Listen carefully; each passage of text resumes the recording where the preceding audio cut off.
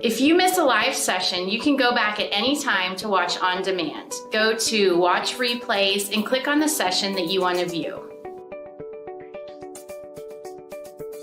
Have you created your own event agenda and swap card? Visit the Agenda and Watch Replay tabs to add sessions that interest you to your own event. You can go back to My Event to revisit any bookmarked sessions, sponsors, and items. We want to make sure that you're connecting with our industry-leading sponsors. You can interact with them by visiting the Booths and the Sponsor tab. You can also bookmark sponsors or add items to your event to view later. Sponsors have uploaded extra materials for attendees. Make sure to visit sponsors that interest you to chat with one of their team members or save documents for later. We have dedicated meeting slots set up for break times between sessions. Continue the discussion by requesting meetings from others in the SwapCard platform. Schedule a meeting with another attendee or a sponsor by visiting their page. The panelists and speakers will be addressing your questions live during the stream. During the stream, use the question tab to ask your questions early in the presentation. Go to the poll tab to answer polls that will be discussed during the live stream. If you need help navigating SwapCard, please reach out to our team by mentioning @Parks Associates in the chat box or by contacting one of our team members via our company page.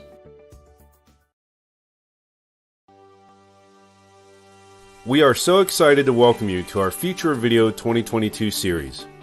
Throughout this year, we'll gather and share Parks Associates' latest research on the video and connected entertainment industries with insights on consumer behaviors and preferences and the challenges for the video industry in meeting these expectations. After 2 years of virtual events, we are also announcing the return of our in-person events in 2022. We hope you join us in December as we gather again for impactful sessions with insights from industry leaders and best-of-class research from Parks Associates analysts. Nothing beats the knowledge, conversations, and community that come from meeting in an in-person setting. We survey 10,000 broadband households each quarter to provide the most reliable and accurate view of the OTT, pay TV, and digital media markets. Future of Video brings together industry leaders to share insights on new trends in the video and connected entertainment industries, with insights on consumer behaviors and preferences and the challenges for the video industry in meeting these expectations.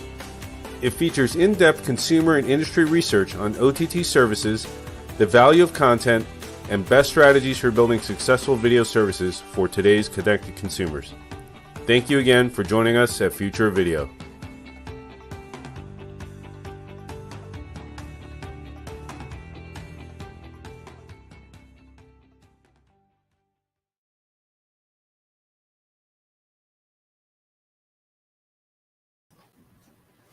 Hello everyone, welcome to today's Parks Associates Future Video session, Video Distribution Strategies. To give you a brief overview of today, I'll kick things off with my insight and view of the market, and then I'll dive into our opening panel discussion on the role of content agreements and other aspects of distribution in engaging the consumer, with Susan Aliata from Samsung, William Marks from Ovation TV, Marty Roberts from Bright Cove, Sorik Samadar from Akamai, and Jeremy Simon from Amdocs. Then, Parks Associates VP of Research, Jennifer Kent, will conduct our fireside chat executive Q&A with Melissa De La Rama of Warner Media, and then my colleague Eric Sorensen will lead a packed panel discussion on the role of sports in video choices with Lior Friedman from Amagi, Tom Getty from SimWin Sports, Ben Grad from Fubo TV, Nick Meacham from Sports Pro Media, and Jeff Reese from Yahoo Sports, and along with Chris Wilson from MediaKind. And at the end of each panel, we'll have audience Q&A with the speakers. So I'd like to encourage our audience to submit your Q&A questions for our panelists via swap card at any time during our discussions so that they're ready for us to address when we finish each panel. We'd like to first take a moment to thank our sponsors that make today's session and the Future Video series possible. Our research partners, Adia and Symphony Media AI, and our platinum sponsors, Comcast Technology Solutions and Metrological. Thank you all for your support of Future Video. We also want to thank our Media Industry Association supporters that make today possible also. Our Platinum supporters Connected Design, from the Ground Up Living Lab, the Media Institute, and the Z-Wave Alliance, and our additional supporters, Construction Tech Review, EnergyCom.il, the Home Grid Forum, Innovation in Tech Today, Residential Tech Today, and the Monitoring Association. Thank you all for supporting Future Video. And to give you a brief view of what we've got in store for the rest of the year, our next event on May 5th is on OTT churn, marketing, and retention strategies. And over the course of the year, we'll also delve into personalization in the new video viewer, digital piracy and distribution, and then a return to an in-person event in December for our final Future Video event to cap off the year. So be sure to join us throughout 2022 for a full slate of thought-provoking Future Video sessions with in-depth insights from decision makers across the industry. Also, if this is your first time interacting with us, you should know that Parks Associates is an independent market research firm that's been in business for over 35 years that specializes in covering emerging consumer technologies, and you'll see some of our research sprinkled throughout our sessions today. So if you're interested, please let us know if we can guide your strategic decision-making and product planning in any way. And we've got a full slate of valuable insight and perspective on tap today, with 2 discussion panels and some terrific panelists lined up for you. And I'd like to kick things off by laying the groundwork for today's 2 panel discussions from the Parks Associates perspective. So let's look at some selected aspects of the OTT market today based on our data gleaned from our quarterly surveys of 10,000 US broadband households. Before I begin, just a brief intro. I'm Paul Erickson. I'm the research director for the Parks Associates entertainment team, covering entertainment topics, consumer electronics, and related technologies. And in my 16 plus years as an analyst, I've covered the video market from both the consumer and service provider ends of the spectrum. And as a background for our discussions today, let's first look at what's currently happening in selected parts of today's OTT market that are relevant to the overall distribution realities faced by the industry today. And let's examine how broad and how diverse the distribution picture is in today's landscape. Today, streaming video consumption has become the norm across the country, with over 80% of broadband households having at least one OTT video subscription. And OTT subscriptions outnumber those of pay TV, and streaming is the primary way video is consumed in the US now. And almost half of consumers have 4 or more OTT video subscriptions, and this stacking of services is continuing to grow, but it's starting to slow down. And there's an inevitable point of subscription overload from having a finite amount of time and budget to spend on watching video. And we're seeing that now, with adoption and subscription growth beginning to slow because consumers are getting more discriminating and intentional with what they subscribe to and stay subscribed to every month. However, this doesn't necessarily mean that people are simply focusing on the top services. The big three, Netflix, Amazon, and Hulu, they were dominant in their share of consumers' OTT subscription mix prior to the pandemic. Today, we've seen considerable growth in the share of people who are going beyond those big three services to address their content demands. And the OTT medium offers access to an incredible variety of content, and consumers have embraced that diversity of access to satisfy their needs. And the number of households subscribing exclusively to services outside the big three has shown a substantial rise as well. And the takeaway here is that distribution strategies, especially for content owners, has to be flexible, or they have to be flexible to meet consumers where they are, and they are present on a widening variety of services. And to that point, let's also touch on a type of service that's quite topical these days: ad-supported services. And Parks Associates data from Q3 of last year shows that nearly 1/3 of broadband households, or about 34 million households, watch ad-based OTT services, reflecting growth over the past 2 years. The ad-supported market is diverse and competitive, and its rising popularity is driving increased competitive velocity. And as a result, many of these services, they're digging in and they're entrenching themselves via heavy content investments, alliances, and platform integration or pre-install deals. The FAST services themselves are now an integral part of the OTT landscape because they're pre-integrated into every major connected TV platform, from Samsung, LG, Roku, Google, Amazon, and Vizio. Tubi recently predicted that the number of users of ad-supported OTT services will surpass the number of SVOD subscribers by the end of this year. And the takeaway here is that FAST services and ad-supported services in general, they're here to stay, and they're continuing to grow in popularity with consumers, and distribution strategies should make the most of this reality. Let's look at the software platforms that people are consuming these OTT services on today. And let's specifically focus on the smart TV, and I'll discuss why in the next slide. In 2021, Parks Associates found that when looking at the software platforms of the main smart TV in US broadband households, 3 platforms dominated the picture: Samsung Tizen, LG WebOS, and Roku TV. And these 3 platforms have grown their collective presence from 65% to 70% of smart TVs, and Samsung leads all vendors with 42%. And while the aforementioned 3 players' platforms control a large piece of the market, it's clear that services and service providers still must support distribution to a broad variety of software platforms in order to maximize their total reach in this competitive market landscape. And it's also clear that with Amazon now in the smart TV business, Comcast's X-Class TV now in the platform race, Google giving Google TV a significant push, and Hisense's Vita also waiting in the wings to join the US smart TV platform battle this year, that this picture is only going to get more competitive and even more complex from the distribution perspective. Next, let's look at why I focused on smart TVs here. Parks Associates research affirms that smart TVs are the main platform to target due to sheer presence, and their adoption rose over the pandemic. And it remains high. And smart TVs are now in active use in 55% of US broadband households, and they're also the most favored primary device for streaming video consumption in the home. That said, other devices are still important contributors to a consumer consumption environment that's still firmly multi-device in nature. So while smart TVs are an essential part of video services and service providers' distribution strategy, they're only one part of the total equation. Based on our research, smart TVs are the top device in terms of usage, and they're also the platform with the most balanced usage of the top 3 devices between service provider viewing, SVOD, and AVOD.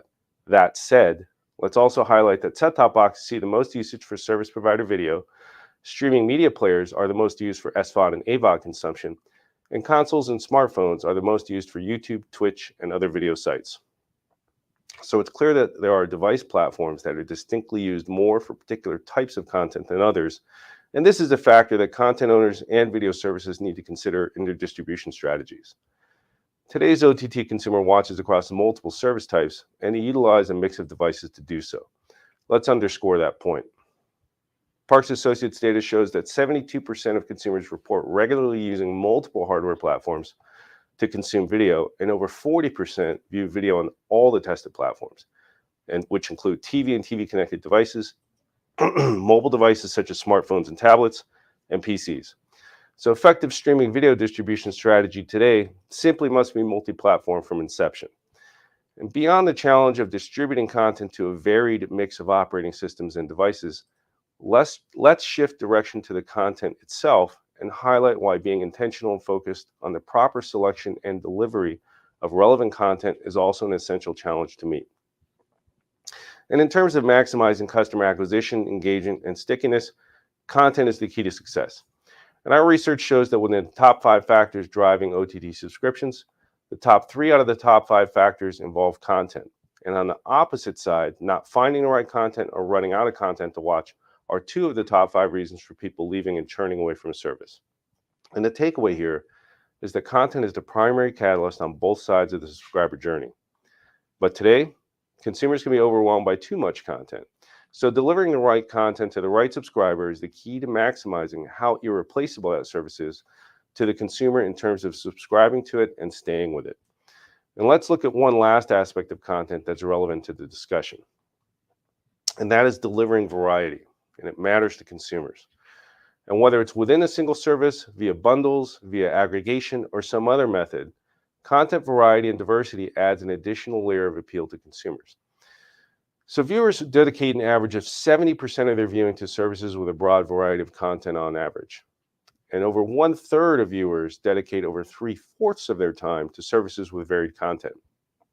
And in today's highly competitive and churn-prone environment, every engagement advantage counts, and maximizing content variety and diversity on both the acquisition and distribution ends of the equation will also help maximize subscriber engagement and retention.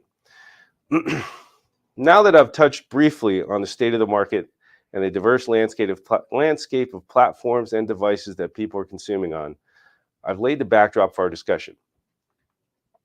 So let's dive into an insight-filled discussion on content distribution and engagement with a great panel filled with contrasting perspectives.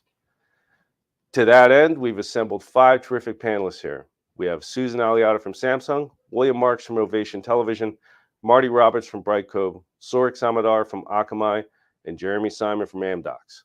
Thank you all for joining today. We're honored to have you with us. So let's take a minute to have our panelists introduce themselves to the audience and tell us a bit about themselves. First, we're joined by Susan Aliata, Director of Business Development of the OTT ecosystem for Samsung. Susan, good to have you with us today. Can you tell us a bit about your role there at Samsung? Yeah, thank you for having me. I'm thrilled to be here today. I work in the business development team, and we look after global streaming partnerships. I think it's very interesting, Paul, that you talked a little bit about already saturation, et cetera. I'd love to dive deeper into that, because certainly what we're seeing on the agreement side is very much that, right? How do we deal with such an incredible volume? So looking forward to diving in.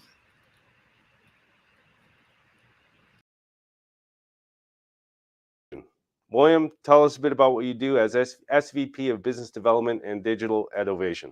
Hi, I'm Will Marks. Nice to meet you guys. And I'm not going to be insulted that Susan didn't have our logo up on her slide, because we're distributed by Samsung. I won't be mad at all. Ovation is a cable network. We're in about 40 million homes. And in 2017, we launched our first FAST channel, which is called Journey. Journey is a cultural travel channel, and it's been really successful for us. We're real proud of it. It's very, from day one, focused on diversity and inclusion, and it's just grown, like crazy. So it's in quite a few devices, including Samsung, Viewed, Vizio, Plex, all the big guns, and all the platforms here in the States and in Canada. And we couldn't be more excited for the growth going forward. Thanks, Will. We also have Marty Roberts here with us. Marty, tell us about yourself and your role at Brightcove. Sure. So Brightcove is pretty well known as one of the original online video platforms. So we help our media companies and enterprises get their videos to all those devices that you talked about that are so important and accomplish big things as part of that. Most recently, I just joined just a month and a half ago, actually, as part of an acquisition of an audience insights platform that we're bringing into Brightcove, where we actually aggregate data from all kinds of different video services. In fact, over 2,000 different video services, where we pull data in from their distributors, from their owned and operated apps, from their subscriber and revenue events. We harmonize that data, and we actually give them a path forward or help them to grow those businesses by acquiring new customers, converting those subscribers, engaging audience members, and saving them when they're at risk, actually. So that's what we're up to at Brightcove. Thank you. And we're also joined by Surik Samadar from Akamai. Surik, thanks for joining us. Tell us about your role at Akamai. Well, thank you for having me today. So yeah, Akamai came into inception in 1998. So over a period of 20 plus years, Akamai has built a cloud platform comprising of content delivery services, streaming video, application acceleration, security, and now we are basically venturing into edge computing, cloud computing aspect of it as well with the acquisition of Linode. So we have a massive scale. If you read in the news, Akamai almost drives 20 to 25% of the traffic, and you can see from the global platform that we have, it's pretty massive in nature. So we have customers across various industries, but from a media customer standpoint, some of the logos that you see, that we work with. And so I basically run a direct-to-consumer team out of US, but our team is global, our customers are global. And yeah, I'm very excited to share my thoughts on this topic. Thanks, Surik. And our fifth member of today's Industry Experience Packed panel is Jeremy Simon from Amdocs. Hi, Jeremy. Tell us about yourself and your role as VP and Head of Global Streaming Partnerships in Amdocs. Hey, Paul. Thank you for having me. Great panel. Very exciting time in the industry. I loved what you said earlier. Everything's changing. The industry's changing. Customer behavior expectations is changing. And what we're hearing from everyone is delivering on that change is actually quite challenging. And so what we do is we help make the connections between the networks and studios that primarily own the OTT, fast channel, SVOD, AVOD services, and the distribution platforms that they're looking to use to find reach. So making the connections, delivering the partnerships faster, cheaper, making them reusable and scalable, because we still have massive bottlenecks, driving value by helping with customer acquisition engagement on both sides, and then really helping customers find, buy, use, manage digital subscriptions and content that's relevant for them, which is really important. And that was shown by the research you just shared. Jeremy, and it's great to have all of you here today with all of your different industry perspectives. A quick note before we begin, a quick reminder for our audience: submit your Q&A questions to the panel through Swapcard as they come up while we're speaking, and we can dive right into them at the end during our Q&A portion. So with that, let's ourselves dive right into our discussion. So I'd like to put that first question out there, and it's a bit of a general one to start and to set the scene.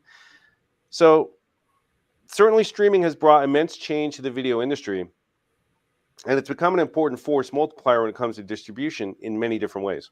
And so let's focus on two big picture qualitative areas to start, which are benefits and challenges. So for the first one, Jeremy, I'd like to ask you this one. What are the most significant opportunities in video distribution that have been created by the industries and society's embrace of streaming? Great question. I think to me, there's two key opportunities. The first is the evolution of bundles, from old school pay TV bundles or channels through to new bundles, which could be streaming services or streaming plus pay TV. Everyone wants to be relevant. Everyone needs to follow the customer. So if customers are watching more and more streaming, you need to make that part of the bundle. And that's one of the things we're delivering.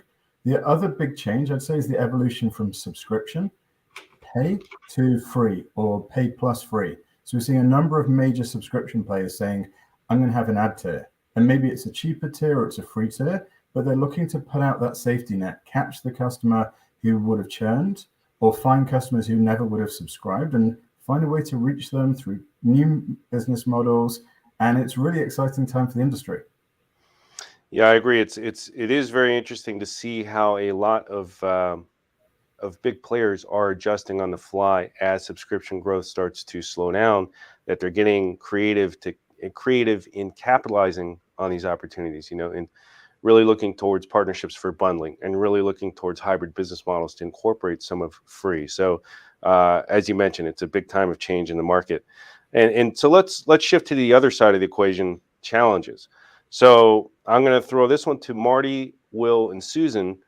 Where do you feel the biggest challenges or problems are today in video distribution that still need to be addressed, or they're in the process of being addressed in this new reality? And Marty, how about you chip in on this one first? One of the challenges we see for the media companies that we're working with is not enough data coming back from the distributors. So it becomes very difficult to understand even simple things like, what's the first video that new consumer watched as part of my channel or as part of my subscription service with these distributors? That first watch is so critical because, what gets them hooked? What about seeing when people actually finish a particular show? That's when they're most vulnerable as consumers to switching off and going to some other video service. How do I know that they finished that particular, their favorite show? And how do I then communicate with them to communicate about all the other great content you have as part of a channel or distribution? And so what we see is a really interesting phenomenon where people will have their owned and operated apps still in market just to collect data to use as a proxy, where maybe 50% of their consumers and their audience comes from distributors, sometimes even more, 60, 70% we see with some of our customers. And yet they have to maintain their owned and operated apps just to be able to run their business and really understand what's going on in the marketplace today. So it's a real opportunity, actually. More data sharing actually allows the media companies that are putting together these channels, putting together these subscription services, actually to produce a better product for each of their distributors. And so that's one of the challenges that we run into a lot. Thanks, Marty. And we are seeing the rising value of data as an asset to really figure out your customers, right? Their behaviors, what they're watching, and also how they're subscribing to and how they're leaving your service. So I think it's an important point to bring up that despite however many distribution angles your content is getting out there under, you still need some link to the customer to really understand what they're doing. And it's interesting to hear that the app is the best way to do that, or is one of the best ways to do that. Will, what are your thoughts on this one? Yeah, Marty sniped a lot of my answer, so I'm 2 licks on that. But I would say, great point about the data coming out. There's to take that one level deeper, right? We don't get almost any demographic, data, so we don't know who's watching, where they're from necessarily, what kind of other things they like. The back half of that. So when we take that little bit of data that we do get and try to put it in a warehouse and do something with it. That's also a nightmare, right? We have data coming from, in our case, probably a dozen different distributors. All the data is different. It comes in different formats. It doesn't normalize in any way. And that's been my, when people ask the question, what's the thing that keeps you up at night? That's sort of my number one thing that keeps me up at night, is the lack of being able to do anything smart with the data. The second piece, I'll just add, and I think Susan's going next, so it's good to hear her thoughts on this, is the ad tech stack is still very funky, right? So you have programmatic, you have first party, you have auction, you have backfill, and the consumer experience sometimes lags, right? So you get those weird skips in an ad, you get a pod that doesn't complete, you get videos that jump back a few seconds. So the ad tech stack is still 5 years behind where Susan and her colleagues, or competitors, let's say, in this space are, in terms of the amazing customer experience and distribution. The ad tech just isn't there yet. That's interesting. I hope we touch on that a bit later during a couple of our questions to come here on where the state of ad tech is at. Susan, what are your thoughts on this one as far as challenges and sticking points in the industry right now?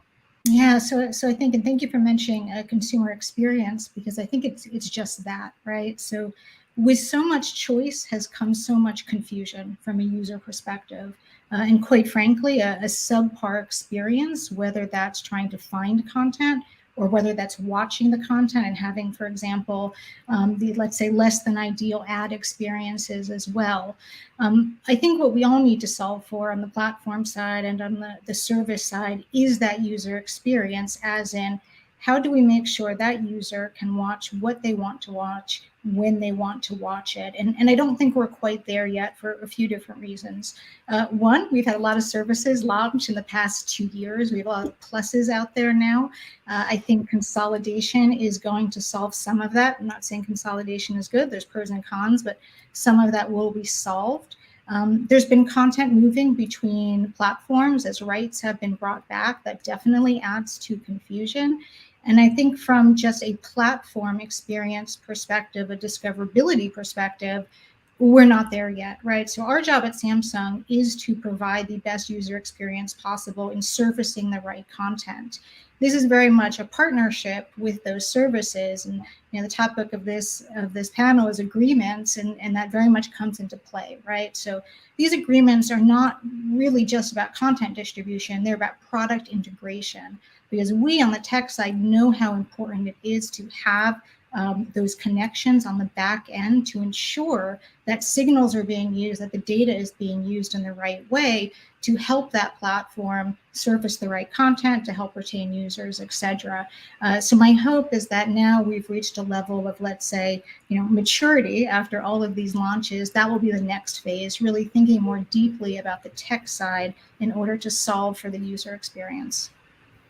Yeah, it's a whole different area of issues that's interesting to bring up, especially because when you are starting to talk about frictionless experiences and all the buzzwords we love, that there's a lot of sticking points along the way, especially when it comes to data, especially, right? When how seamless we can make this for consumers and how well it can work. A lot of times you have I won't say you have certain services that are less prone to sharing their data than others when it comes to sharing the types of data that will allow that type of personalization and that type of serving of ads and everything else that makes the experience optimal. So I think we're still in an area of change and maturity or maturation, I should say, for the industry when it comes to delivering that idealized experience to the consumer. So definitely looking forward to the next year or two to come to see how that settles in. And let's shift a little bit and move to our next question. When we think about distribution at a fundamental level today, that means reaching people where they are on the devices they're on, and how do services and content owners, how do they determine the right mix of device types and software platforms to support?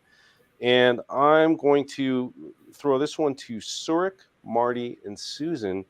Surik, what are your thoughts on how you determine that mix of platforms and software platforms and devices to support? Sure. Yeah. So I mean, Akamai plays a big role in working with these customers in the backend. So we touched upon the user experience in the first one. But to make that user experience great, there are a couple of challenges that these customers are facing with, which is how to scale, starting with US and then going EMEA and APJ, and the geo regions, the challenges are very different. And then the other aspect is one is scale. The other thing is quality. So if you do not match up with the quality that the customer is expecting, the customer engagement is very small. The window is very short. So how you are keeping that engagement consistent, that's the other big challenge that customers get into. So the important aspect, Susan touched upon this point of infrastructure's importance. Now, as these traditional companies have ventured into OTT space and as they're growing into different regions, they can't keep the tech stack. They can't keep vertically integrating that again and again, and that's where something Akamai that provides comes into play. So that they can address, they don't need to worry about the vertical integration, but they can worry about the user experience. But how we can support, say for example, in APJ, the concentration of mobile devices is a lot more as compared to US. So the volume, so there we concentrate more on the volumes versus probably like a 8K content. Versus in US, if you see, there's a like when we look at traffic from a particular event, like say Super Bowl, and see like what sort of bit rate we are delivering the content, it's almost like 4K content is getting a lot popular, and so then the concentration of quality shifts from like volume at mobile devices versus high resolution on, say, game consoles or Wi-Fi connected devices at home. So, and the other aspect that Marty was talking about, like, data. So data plays a pretty heavy role into gathering these aspects from the infrastructure system, like because it's a complex system. So how customers can, worry about the user experience side of it, and we provide that sort of backend and the data for them to make the necessary decision making, like where they need to ramp up the infrastructure with us, where they can ramp down. So I think like those two areas around infrastructure and quality play a big role, from in terms of giving the choices to customer, like as they're going from like high res to low res, or say like they're shifting devices, or if they're like one region to the other. So that helps the customers, the consumers, build that definition, like what works for them in different places. Yeah, I think that's a very good point to bring up, is that the what you were mentioning about the device mix expectations and consumption characteristics varying heavily by region. Marty, what are your thoughts on how to figure out the device and platform mix to serve in your distribution picture for service? Yeah, so we see it's kind of a 3 steps. The first one, unfortunately, is you have to kind of be on all devices. So as you look at consumers, they will consume on whatever device of convenience is around. That might be the mobile phone sometimes, it might be an iPad, etc. It might be a big screen over time. So you just kind of have to be there, because consumers has this expectation that they can access your content kind of across the board. So that's number one. Number two then would be push them into the biggest screen possible. So making sure that they're aware that you can get that onto a smart TV or a streaming device on a big screen, etc. That has a real benefit. What we see is that consumers that watch content on big screens, they tend to consume about 2 times as much content. And in a subscription service, they churn at half the rate as those that watch on mobile phones. So a much better experience, and a much better business model on those bigger screens. The last thing we'd say is understanding the consumption patterns of consumers per device also becomes really important. And when we can promote them watching on more than one device, it has real benefits to a video service. The services we work with that actually have trials, it's really fascinating. During that trial, it might be 7 days, 14 days, whatever that trial is. If we can get that trialist to watch on 2 devices during that trial, the conversion rate for those trialists goes up 15% over the cohort that only watches on 1 device. So really making sure that we're out and promoting the fact that we have lots and lots of different devices that we support becomes a really important part of every video service we work with. So get everywhere, push to the big screen, and then push to all the, let them know you have all these other devices. Yeah, it's fascinating. I wasn't aware of the effect that it had to really migrate people towards, a bigger screen consumption experience, regardless of whether that's a smart TV or streaming media player, that it really does heighten that engagement. And I'm sure that's good news to Susan, who I'll pitch this one to next. How optimally, obviously you're from Samsung, smart TV, great, but in terms of the entire picture, whether it's smart TV or otherwise, how do services figure out the optimal mix of platforms and devices to support? Yeah, and Marty, thank you for that. That is the perfect segue. I appreciate it. So we just had one of our big unboxing events yesterday, where we featured new devices and new services, gaming, etc. And the way that we're looking at it and prioritizing our resources moving forward and prioritizing from an agreement perspective is across all screens, right? We do not think about the Samsung ecosystem as just on our smart TVs. We think about the ecosystem across our mobile devices, our projectors, any and all screens. And we believe that there should be a screen for each purpose, right? A user should be able to easily access, again, what they want to watch, when they want to watch it, across all of our devices within the ecosystem. So the answer is, right, it's not a great answer, is that from a content distribution perspective, it should be everywhere. And so this is why we're working with our partners very closely on that interaction between mobile and CTV. We feel there's a lot of untapped potential there. I think we can all agree that the big screen experience is less than ideal from an interaction perspective, right? We're not quite there yet. We're still using remote controls. We haven't quite reached the point where voice is sophisticated enough to really engage deeply there. So that's something that we're really focused on and want to crack. We want to ensure that our partners can be successful from a mobile distribution perspective, and then have that translate to our larger screens in the living room environment. And to be clear, whether that is, let's say, lean back content or whether that is interactive content. And that's one of the reasons why one of our big focuses of this year is gaming and launching a gaming service to be part of that, let's say, entertainment ecosystem. Thanks, Susan. I think that that's also interesting perspective given, Samsung's participation in technically multiple platforms of viewing and interaction.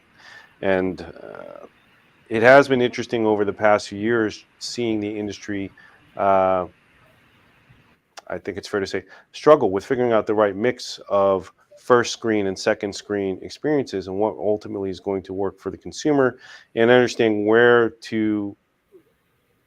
and how much of the interactive experience to put, whether on the bigger screen or on the smaller screen, and then understanding the unique level to which people will be watching TV and still using their mobile device at the same time, and for what purposes, right? So I think it's an exciting area to really look at and evolve, and I'm very curious to see what happens over the next few years, especially as we start to be able to count on faster data connections and a higher level or higher quality of experience that we can deliver on both screens.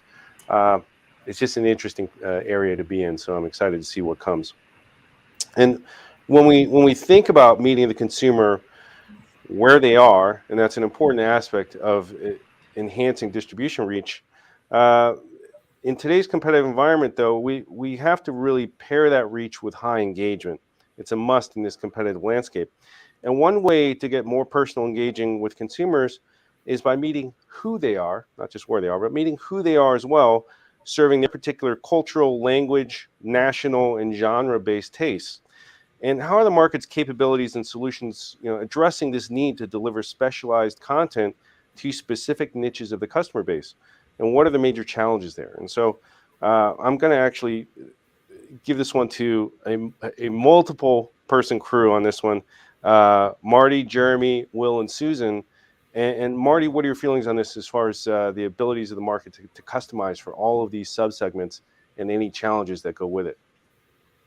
Yeah, I think that a lot of the technology challenges around getting multi-language, subtitling, the metadata set up for different regions, a lot of that has been solved and worked out. I don't want to diminish the amount of work it takes. Everybody complains about how much work goes into actually just getting great metadata, let alone when you target 5 or 10 or 15 languages, things like that over time.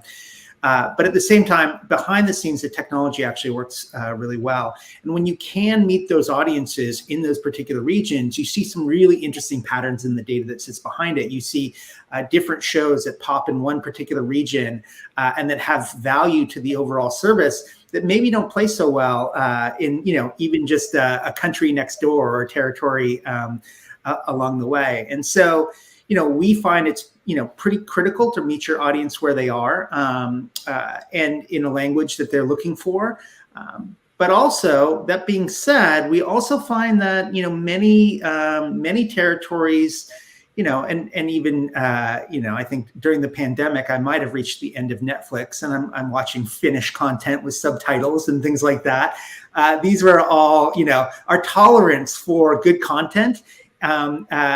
Just being out there actually has gone up as well. So, what we'd say is plow in based on the rights you have to as many territories as you have, and then, improve the languages, the subtitles, everything else that goes along with it as you go. But it's better to lean in and with the content you have as broadly as you can, kind of from day one, and then backfill with more languages, etc.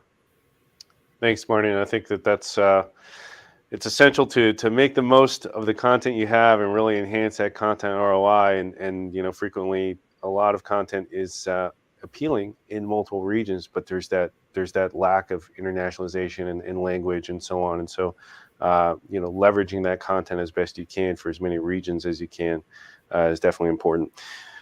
And let's go to the next person. Jeremy, I'd love to hear what you feel about this one on really making content available to particular niches of the subscriber base or potential subscriber base. Thank you. What I'd say is, to me, it's really about serving the customer, curation, giving them the content they want, giving them offers for services they want, and delivering ads that are relevant for them. And cracking that's the challenge for the industry, because we have silos of reco engines, we have addressable ads, and you have your telco or operator offers, but they're rarely connected and they're rarely based on what your behavior as a customer is. And it doesn't need to be specifically to you as a customer. One of the most interesting things I ever heard was, we did a focus group on customers, why they really like Netflix. And someone said, well, I like Netflix because it only has the content for me. And in the industry, people behind the mirror were like, that's fascinating because Netflix has thousands of hours of content that person never sees. But in their mind, all they see is the content that's relevant for them. And they think Netflix is the most perfect service. And so a lot of it comes down to what we were saying earlier about customer experience. So if you can get the right customer experience, that's game changing in terms of making the customer feel this is the content. The second piece is the business model. So, when everything was behind a paywall, it's quite expensive for people to dabble, to taste foreign content or different services, especially where they were quite specific and not necessarily, your top number one service, but something you would try, but not necessarily buy. So the emergence of free tiers or ad-supported tiers, which are cheaper, is now allowing customers to really consume not just the tier 1 services, but the tier 2s, the tier 3s, the international, the ethnic. And the cost of launching is lower. The cost of consuming as a customer is also lower. So I think the industry is getting it right. It's just a journey, and this is one of the things we're being asked to help our customers with. Thanks, Jeremy. It's an interesting thing to bring up, matching people with the content, because I think in the end, the experience is the layer at which you help people discover, find, and help personalize their view of what they have available to them, right? So I think that's an essential link there that people should focus on, is making sure that you are able to get all of that content which relates to them, right? Or have them find it or have it recommended to them. So certainly something to concentrate on. And Will, what are your thoughts on this one as far as niches, internationalization, and specialization? Yeah, for us, it comes back to the brand, right? So we are very careful about what we acquire for Journey. We have another fast channel called Mystery Alley, which is the best of Canadian and Australian and New Zealand and English, mysteries and crime thrillers. So we're very specific about that, and I think that allows us in the market to have a very specific, niche that we fill, and it closes the loop for the customer, that when they watch us, they know what they're going to get, and they generally like it. So that's kind of the biggest piece there from a content, owner perspective, as we acquire stuff and then put stuff out into the market, is really staying true to the brand consistently, every day. The second part I would say is, when we work with the Samsungs and the other partners in the space, one is just really good care and feeding of your affiliate distributor partners, right? So I'm always shocked. This is like a funny moment, but I'm always shocked when the distributors call me and say, you guys are so buttoned up. Like, what you're doing next month. You know what your schedule looks like. You sent us some cool, promo videos to use and some key art and stuff like that. And I'm like, we're just a little shop. Like I'm shocked that the bigger content shops don't have that buttoned up. And maybe it's because we come from cable, and so we're used to doing this month after month with the big cable distributors. But keeping the distributors happy so that they can feature your content and put it on the home screen and get it out there in front of the customer, and then it feeds back to the brand.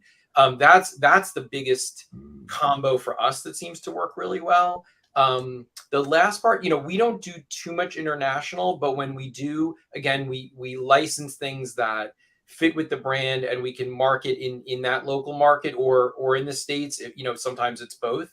And that's how we handle international. We're not in a ton of countries yet because it's frankly cost prohibitive for us to unlock, 40, 50, 60 territories on a lot of what we acquire. Thanks, William. Or thanks, Will. Staying true to the brand and how you're distributing is also great perspective. Last but not least, Susan, what are your thoughts on this one? Yeah, so in terms of international, I think Samsung is privileged to be the #1 platform globally. So we certainly see what's going on in both mature and emerging markets. I think we're seeing some really interesting trends, particularly in terms of just expansion of services. To Marty's point, there are challenges there, right? From a technical perspective, from a pure business perspective, all markets operate differently. So we do need to make sure we're accounting for that. And we always work very closely with our partners to ensure that we have everything just right together before a service expands outside the US. I think on the niche side, and I think this is really interesting, I know it was mentioned earlier, I think one of the benefits, right, to go back to the first question of what we've seen, the expansion we've seen over the past 2 years, is the democratization, right, of content ultimately, and being able to provide to users content around their passion points, whether that is content of their native language, whether that is content about very specific hobbies, right, whether that's Crunchyroll, whether that's BritBox, right, you name it. There is a real room for these services in this space. And I think we need to, as a platform, right, certainly, and this is what we try to do, ensure those services are surfaced to the users who like that content, right? This goes back to that discovery experience because engagement with those services is incredibly high, right? If you are a fan of anime, you are going to dive deep, right, into that content catalog. And I think we need to ensure that as we move to this, let's say, more mature ecosystem, that is not lost in the shuffle of consolidation, and that we as an industry very much continue that deep partnership on the discoverability on the marketing side as well with some of those niche services. Thanks, Susan. And certainly I think I had mentioned at the beginning that the democratization of distribution and access is one of the great things about OTT. It's a source of also a bit of overload for the consumers, hence the need for a really great user experience to bring it all together for everyone. But I think democratization is one of the best things that has come out of the move to OTT by so much of the industry. I'd like to cover maybe one more question before we go to our audience Q&A. I'd love to fill up the entire time with questions of the panel because there's so much great perspective here. But let's try to squeeze another one in here. And I'm going to tap Zurich and Jeremy for this one. What do you think are the most fundamental or most significant ways in which streaming-based distribution has enabled new business models, new methods of monetization, and better return on content investment? Zurich? Yeah, so when we are talking about OTT platform for different type of content, so you have on one aspect live, the other aspect of VOD. Now live, customers, their monetization model is different from like live linear, where you have bunch of channels and you customers tend to give consumers whole length and breadth of channels. So then it becomes like, okay, what monetization model we are looking at around that, versus a live event would be like how much traffic that's going to get. So how do we account for that? From supporting that model. Now, when we come to VOD, it's an interesting angle, and that's where it's taking a lot of bundling shape and all. So we have the AVOD service, which is it has low barrier to entry into the market, but it is the margins for the customer on those are small. So generally, right now we are seeing is bundled services in the mix where as subscription VOD or SVOD which is the bread and butter, because it makes sure that there is consistent revenue coming to the company. But they also tag along with an AVOD service. Like, think about Prime Video acquiring IMDb. So IMDb is an AVOD service versus Prime Video has been a traditional SVOD service. So like basically they're creating those revenue channels which can feed each other based on the market segment, based on the consumers, and so on and so forth. Thank you, Surik. Jeremy, what are your thoughts on new monetization and new monetization models and how to maximize return on investment? So I think we need to party like it's 1999. So the industry is going through game changers. You know, it's amazing as a content owner, a network or a studio to cut out the middleman and say, I'm going to earn 100% of the revenue. But what they're now realizing is churn is quite significant. And for decades, operators did a fantastic job of selling cable channels, marketing, building campaigns, customer engagement, collections. And what we're now pivoting to as an industry is, what is the right partnership model? Now, it's not just going to be TV operators, it's going to be mobile carriers, it's going to be OEMs like Samsung playing a really important role here in connecting customers with the services. But to make those connections is harder than it sounds. And it's taking time for the industry to see how can we just unlock this and get to ubiquity where everything is everywhere and you can buy it from your provider, distributor, and all screens, all devices. And how can we get quicker to market? How can we have partnership models that give the distributor the right incentives, the right margins to really do the job they've done for decades and sell these services? So I think that's where the industry is going, starting to see some really interesting bundles emerge, but it's not as fast as people maybe predicted. Yeah, I think bundles are an interesting area that we're going to see increasing use of, over the near future, particularly as people look for every advantage as subscription growth slows and as competition heats up, and as you look at people looking for alliances and so on, and trying to find ways to serve variety, something that's good at catching or retaining the consumer. You see more bundling, and we may see some of that via the M&A basis as well, seeing consolidation create new bundles in the industry. So a lot of activity is going to happen there. Let's actually, I'd love to continue the next several questions I have for the panel, but we have a bit of a time crunch, so I'd love to get to some of our audience Q&A questions. And we have some really good ones here. So let's look through the list of what we have. Okay, well, this is topical. Anyone have any comments on where ATSC 3.0 fits into this distribution world? Or into the picture, I should say. All I know is it's always coming soon, but that's my my only comment on that. Yeah, I think when you look at Europe, who's actually been more advanced in their ability to introduce interactive TV features in general, I think that you see some really interesting use cases, some very interesting advertising use cases, things like that. I think that as ATS 3.0 does get rolled out here, what we're probably most excited about, and I'm clearly biased, but is the data feed coming back. We actually get much more granular metrics. It's going to be really important for some local broadcasters, where traditional Nielsen measurements and things like that, we've got 60 homes represented here in Seattle, where I am, to represent the entire region of a couple million people. Being able to actually get back real viewership data about what's working well with our audiences is actually going to be really exciting as part of that standard. But there is this question about when does it really have critical mass in the market today, and when does that data really start to flow? So.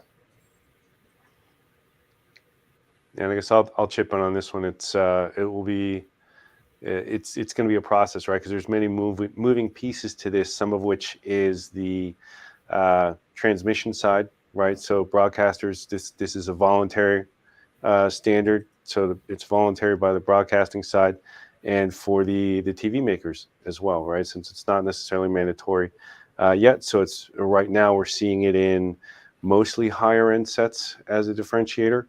So it'll be some time before it becomes something that we see just as a checkbox feature on every smart TV that you buy, and that we see ATSC 3.0 broadcast from every broadcaster. So I think it's a gradual picture that will evolve over time. And whether there's something like a sporting event, like an Olympics, World Cup, or something where it helped really jumpstart, or at least give a huge boost to ATSC 1.0, original HD. I'm not really sure, but I think it's a very gradual and steady pace that we'll just have to see as it evolves over the next few years. But I don't think that it's a big, see if the panel agrees or disagrees, but I don't think it's a big factor just yet. Let's move. Actually, I think we had one on genre. Could we scroll to that question? The bottom one there. There we go. Any thoughts from the panel on distribution challenges or strategies by particular genre type? And so whether that's movies versus sitcoms versus live news versus live sports, what are your thoughts on the adjustments that you have to make for each?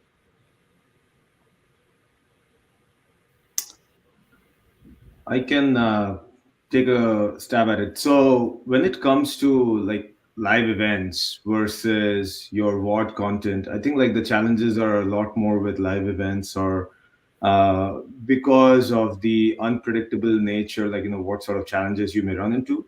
So our customers do a lot of preparation towards like scaling it, maintaining the quality, making sure like all the risks of the infrastructure are taken care of. But you never know, there's always something or the other which ends up happening during events. So in my opinion, like events lead to a lot of infrastructural challenges, but I think like over a period of time, because this industry has been maturing over the last couple of years especially, we have seen on our side as well, like there have been tremendous improvement in not only how we are serving to our customers and in turn to the consumers, but even like the way consumers have also embraced the OTT platform. Like there has been a considerable shift towards these events with massive volumes of people joining in and delivering so much traffic over the internet. So I think live events are a big one there, and especially like when you are scaling that up across the globe, it exponentiates quite a bit in terms of the challenges and preparation towards it. I think that when we started our previous company, Wicket Labs, as a Saudi Insights platform, of course we had these theoretical bias that sports must be really different than entertainment content and dramas and things like that. It turns out that the data actually patterns very similar. Like you have a season and you get to the end of that season, and I might be talking about sports, or I might be talking about my favorite show, and I watched the last episode, and then there becomes this challenge. How do I bridge them to the next season or to the next show? What's that shoulder content really look like? How do we identify hidden gems in our content library where the data shows it's really compelling content, but it's just not getting promoted enough? These are all challenges that we kind of see across all genres. It really doesn't matter. News has a very similar pattern. Interestingly enough, obviously we're in a very intense news cycle right now where everybody's really into, because of everything that's going on in Ukraine.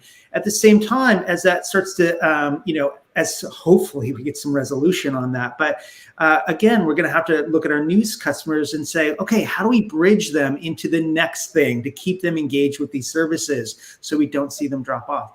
And when you just look at the patterns in the data, it actually turns out to be more similar than we ever thought it was going to be. And the challenges are pretty similar across different types of genres. The one exception we would say to that would be anime has a really interesting consumption pattern. I think the audience for it is just a little bit different. It's in the marketplace today, and they never stop consuming. It seems like it's a killer content category that's out there today. So they don't have that same pattern. So what I'd say, just to top up, is sports is a really interesting one because it's traditionally been behind the paywall. It's been used as a way to get people to pay for pay TV, and what Univision recently announced with VIX and VIX Plus was very interesting for me, because they've got 50,000 hours of content in the AVOD. They're going to have an extra 10,000 in the pay subscription tier. And most of the live sports, the rights they hold, is going to be in the subscription tier, but they're actually going to put some in front of the paywall in the free tier. And so now what you're seeing is there's other ways to monetize your sports rights and make that sports content available to customers, either by just generating the ad revenues, or by, here's some games, if you want to watch all the games, you've got to dip into your pocket and pay for the subscription tier. So I think the new technologies and new business models are allowing you to take content that's really been limited in the distribution and make it mass market. And I think that's really exciting, because sports has always been what's driven customers to watch and pay for content. And now we're starting to get a bit more creative to widen that base. I think that's a really good point, Jeremy. And I think that's what we're seeing, bidding wars now, right, amongst the platforms, NFL and MLB, et cetera, because I think that's exactly right. It's valuable content, and they're using it as a way in. I also wanted to touch upon movies, which Paul, you mentioned. What we've seen from a platform perspective, particularly during the darker days of the pandemic, is the success of premium movies, right, launching on platform. We see that trend continuing.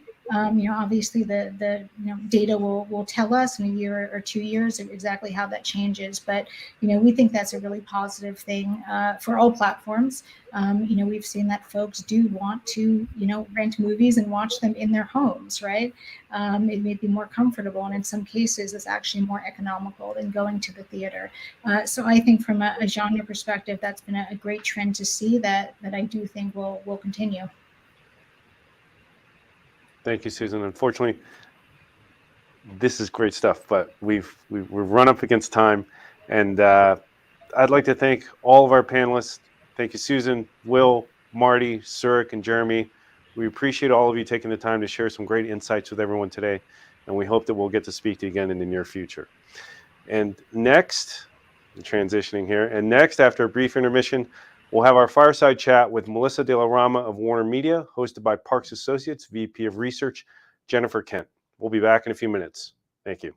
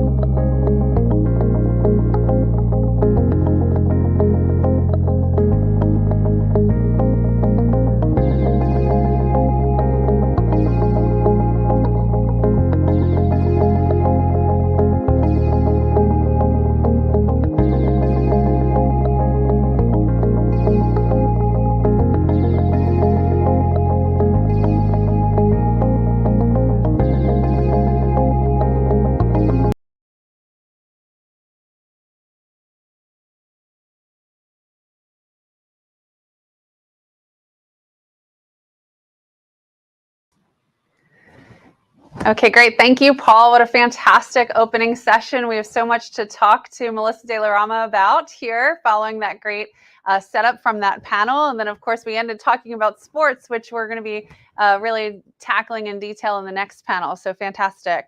I'm so pleased. I'm Jennifer Kent, Vice President of Research at Parks Associates, and I'm so pleased to be hosting this fireside chat with Melissa De La Rama, who's the Vice President of partnership management for the sales and distribution team at Warner Media.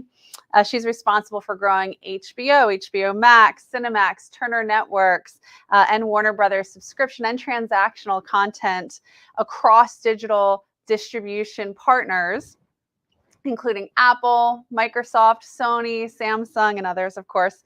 And you know, Melissa has such a long, wonderful experience in the industry. And before Warner Media, she was with 20th Century Fox, and before that with Warner Brothers. So Melissa, thank you so much for being with us today. Hello. Hi, thank you so much for having me. It's wonderful to be able to chat with you, Jennifer. Wonderful. So before we get started, I do want to note to the audience that we are taking questions. And so you can put those questions into the chat, and I'll reserve some time at the end to bring your questions in. You may be aware that Warner Media is in the midst of a big merger with Discovery Plus. If you're following that news, love to say up front that Melissa's not going to be able to comment on that merger, as you might imagine. And so save those questions. I'm saving you from putting in all those questions, and we're not going to be talking about Discovery Plus and that piece of the merger today. So much to talk about on the distribution side, which is exactly where your role is at Warner Media. And so tell us a little bit more about that, and really, you know, Warner Media's overall strategy and vision for the year. Absolutely. So the Warner Media mission is really to move the world through story. And what I get to do in the sales and distribution side is really take the strategy of going direct to consumer and going global, and operationalize it and execute against it, and figure out how do we do that with our partners. And so there are a lot of different pieces to that. I think what, you know, in terms of the goals that we have every day, basically for me, it's really taking the KPIs of how do we increase subscriptions and paying subs? How do we acquire these subscribers, both in the US as well as in the international territories that we've now launched HBO Max in? And how do we also work with our partners to engage these consumers, to retain them on the service, especially in this age of just a proliferation of services and options? How do we keep working with our partners so that consumers make that choice to sign up for a service with us at HBO Max and stay on the service? Yeah, absolutely. I mean, really, when it comes down to it, the game of distribution is to maximize the number of viewers, right? And find perhaps the right viewers and the right platform. So can you talk a little bit more about how you make those decisions, right? Those distribution decisions of, determining the right mix of device types and software platforms to support and engage with?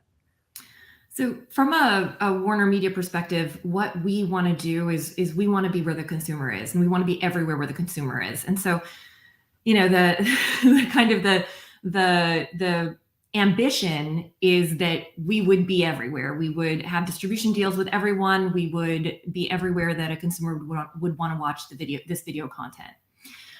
The reality, obviously, is that we have a deal team led by our great business affairs and business development teams that do look across, will not make a bad deal, basically, but also do look across, some of the constraints that we might have within the company itself regarding tech, et cetera, in lighting up some of these partners we work with.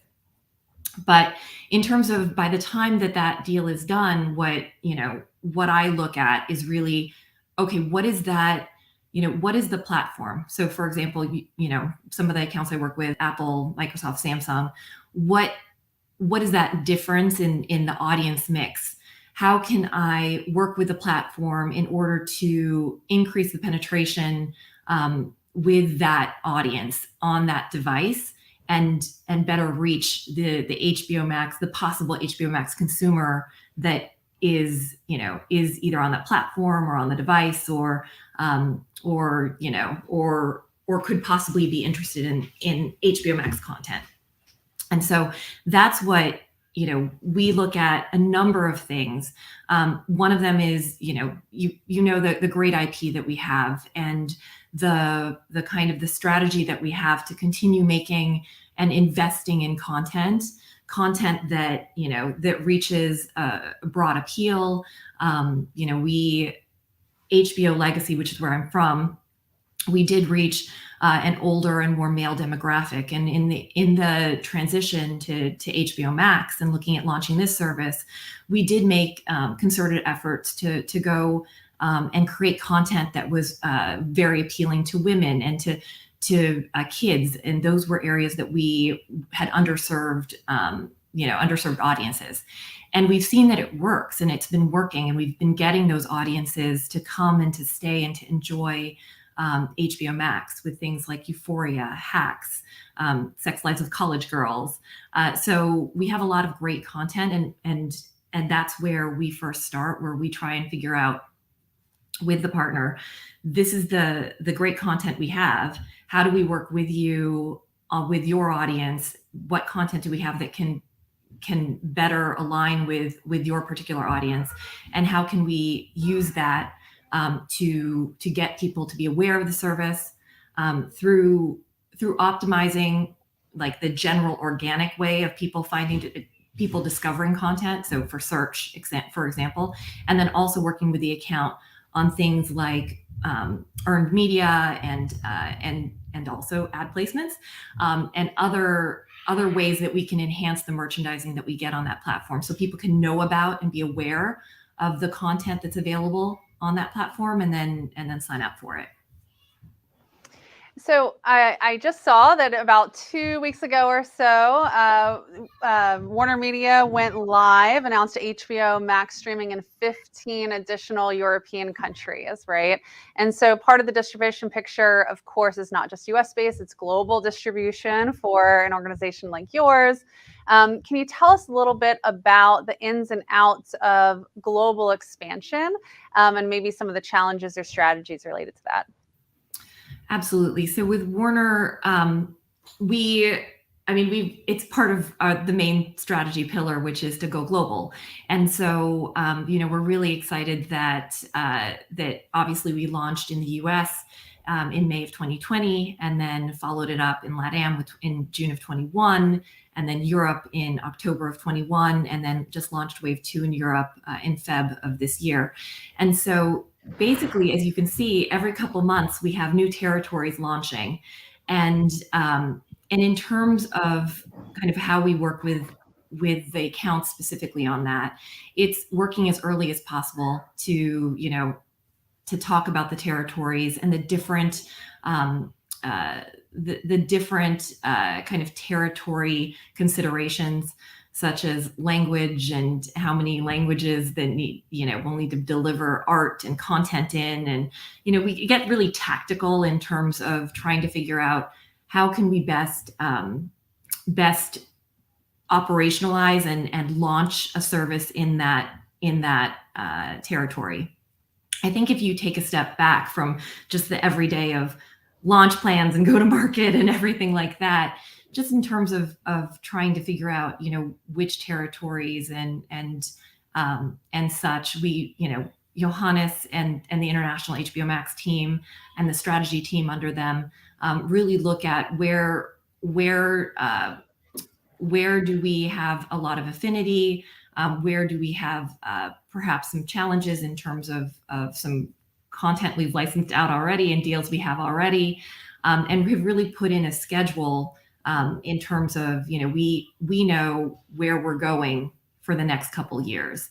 And so that's pretty exciting to be part of the launch of that and to be on the ground in terms of actually working with the territories to execute. And I think that's what's really, really different about HBO Max and Warner Media is that, yes, we absolutely have a very strong, US headquartered team. We look across, we have a global strategy, especially in terms of in content distribution, et cetera.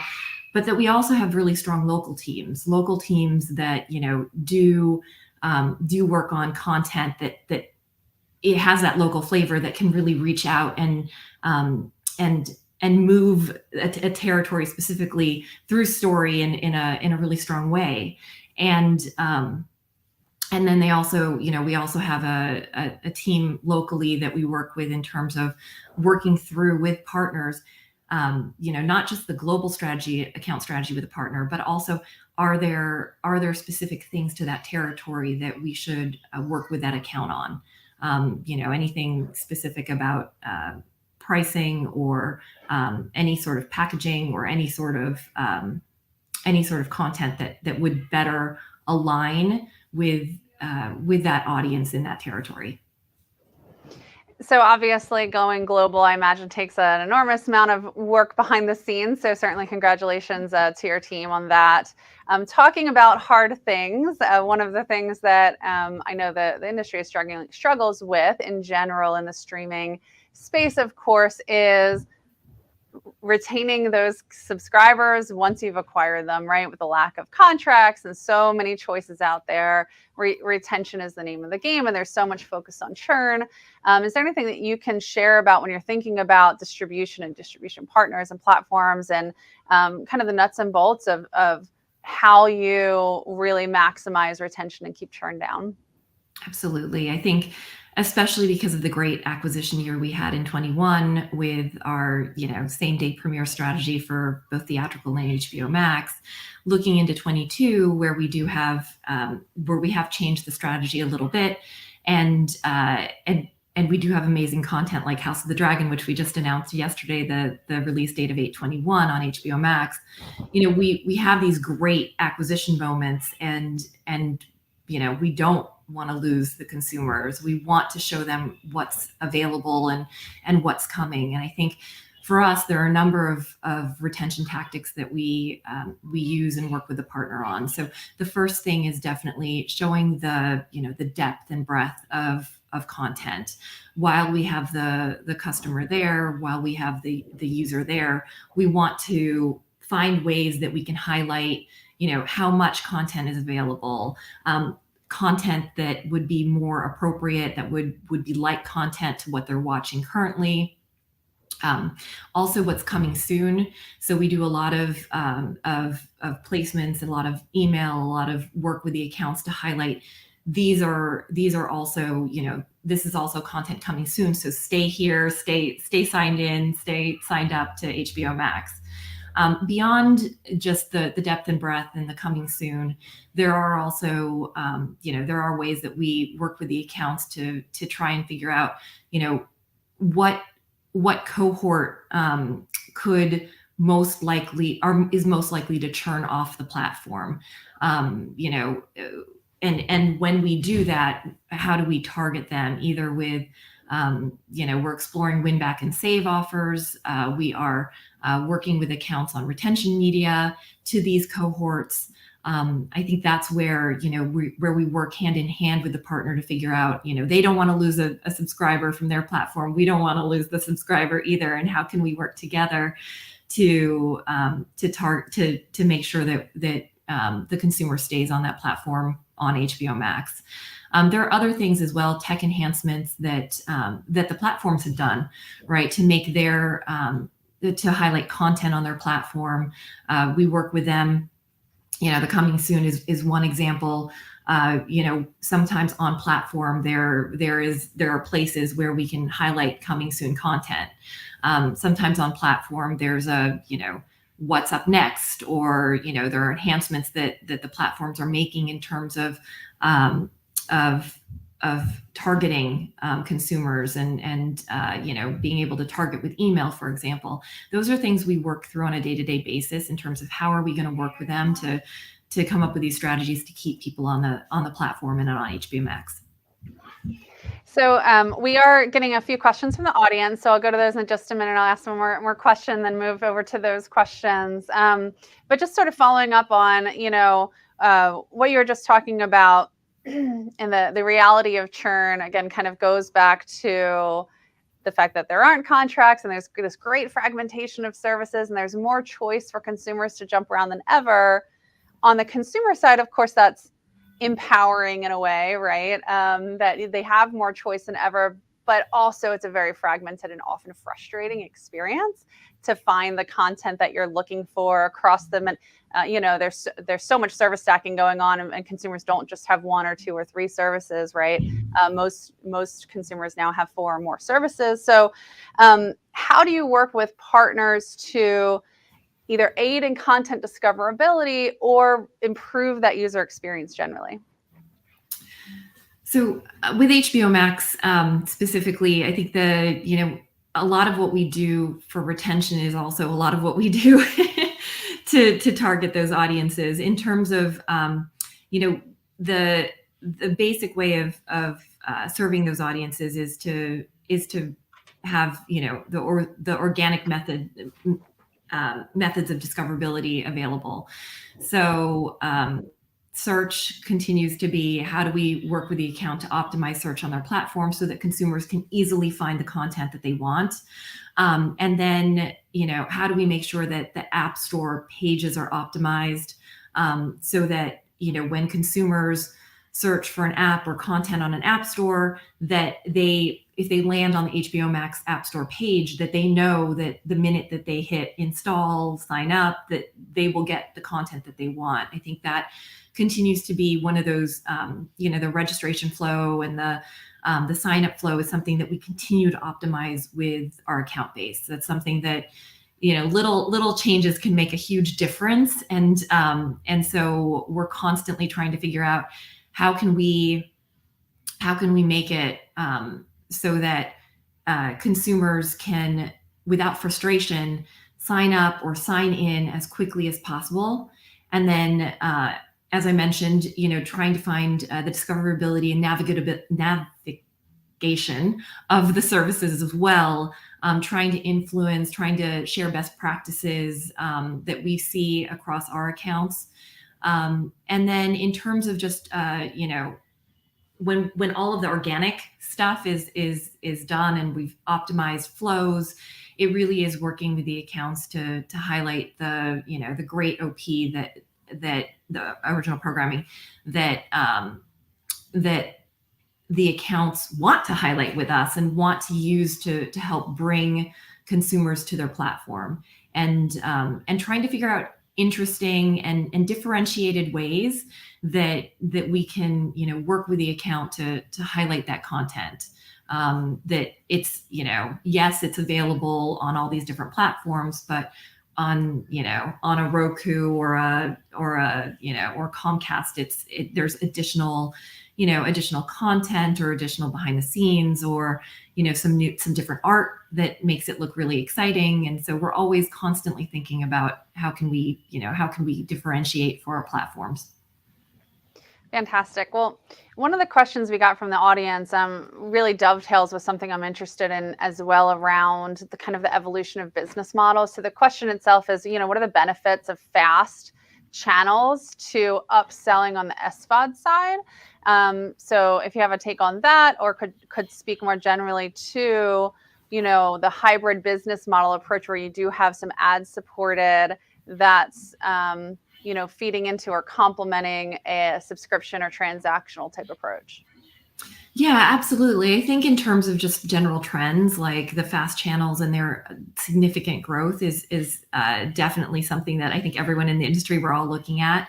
At Warner Media, we currently don't have a fast channel, but I can speak to the ad-supported tier that we launched in June of 2021, and how it's lived and really how it's grown, especially recently. So in terms of the ad-supported tier, our general strategy is that we want to be where consumers are. And so when we created the ad-supported tier, it was to reach out to a broader base of people, a lower price point. We really thought through what the ad load would be. It's a lower ad load, which it's a significant change to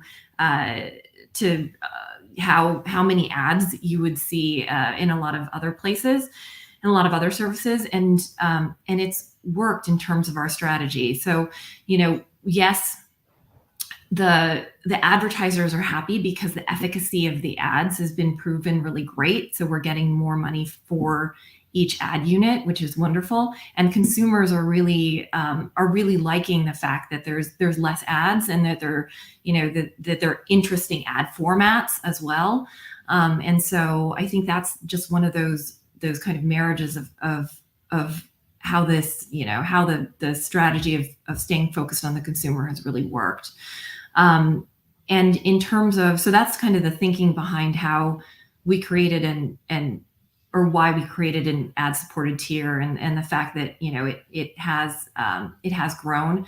I think with since the beginning of the year, we now have content parity between the SVOD and the AVOD tier, and really it's just a price point difference. And so we have seen a significant increase in signups for the ad-supported tier, and that's great to see. I think what it is, it's just being able to show that we increase the pie in terms of getting a different set of consumers by having an ad-supported tier. And so that's where we look at trying to keep them on the service with both the ad and the SVOD tier. Yeah, fantastic. And I think that speaks to, so great. Thank you for sharing that. You're seeing success with that strategy. I think it was the AmDocs speaker on the last panel who mentioned, from the consumer perspective, what's so nice is that the ad-supported tiers do allow you to trial something new, try a new show, right? Get involved in a piece of content that maybe is new to you. And then hopefully, of course, there's that ramp on to the full SVOD. We do have another question here. Might have to be our last question. We're looking at time. Are you able to talk about Warner Media's strategy when you're thinking about the traditional MVPDs, pay TV players, as both streaming subscriptions grow and also cord cutting grows, right? So, your relationships and thinking about distribution from a traditional standpoint, as we all focus on streaming, of course, there's tens of millions of households still watching on that traditional format. So my experience has definitely been with the digital accounts. You mentioned some of the accounts that I work with now, and I've previously worked on Hulu and Amazon and and Roku. And so the thing that I would say is that there is within the larger Warner Media sales and distribution organization, colleagues of mine that work on the wholesale accounts, so Comcast, Verizon, et cetera. And there's still there's so much focus on the same things that I look at are the same things that they look at as well. How do they work with the platforms to differentiate the content on the platform? How do they work with a Comcast or Verizon or Cox to show the benefit of signing up for those services, and how do they work with them on packaging and bundling?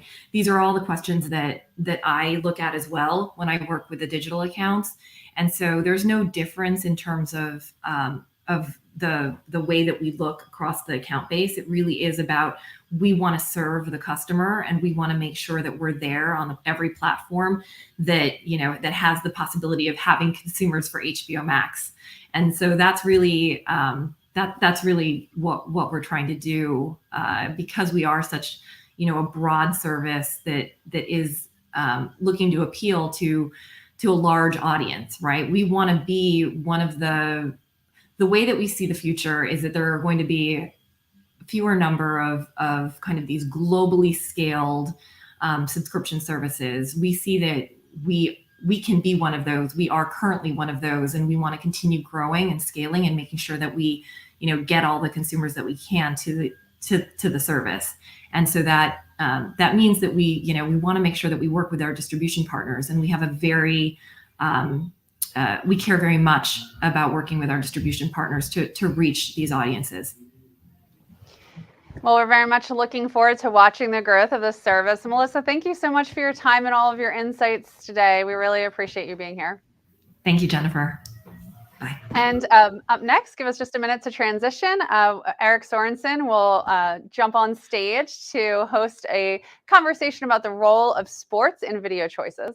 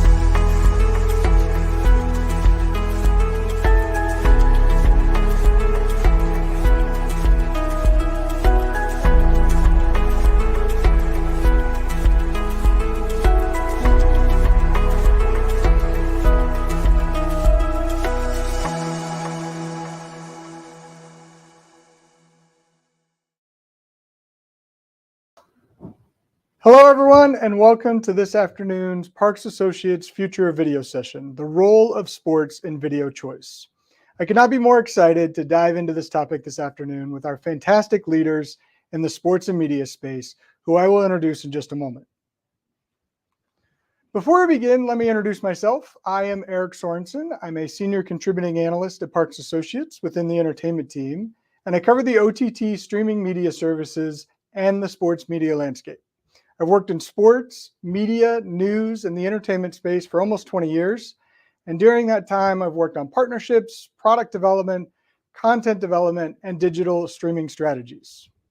I'm honored to be here as the sports ecosystem continues to evolve online and discuss with our fantastic panel the role sports content plays in video choice.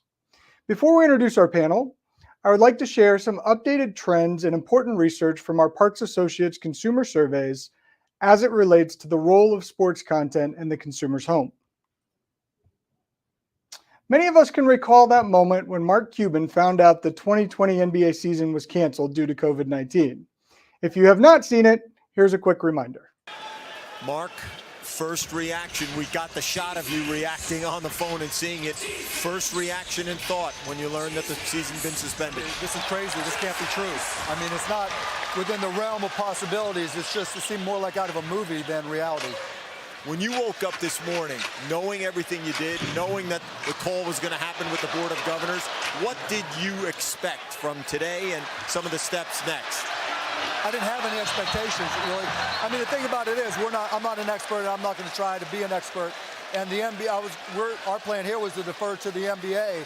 I mean, they have people who specialize in this, and they're talking to the CDC, the health organizations, the HHS. So I don't want to pretend and try to fake it, So we were just going to defer to the NBA. How do you assess the decision? I mean, I trust Adam. I mean, you know what? It's really not about basketball or money. I mean, literally, if this thing is just exploding to the point where, all of a sudden players and others have had it, you think about your family, you want to really make sure you're doing this the right way, because now it's much more personal, and you've seen what's happening in other countries, but just the whole idea that it's come this close and potentially a couple players have it, just stunning isn't the right word. I mean, it's just crazy. Across the industry, many never thought there would be a day when all sports would stop. For many fans, sports is an escape from the daily pressures and news of the world. But it happened, and that impact since that moment has drastically shifted how consumers engage with their favorite team, league, or broadcast. That moment in time impacted our society and every industry collectively. But in the sports community, it changed how sports content was consumed from the moment a season was canceled or when fans could no longer attend in person.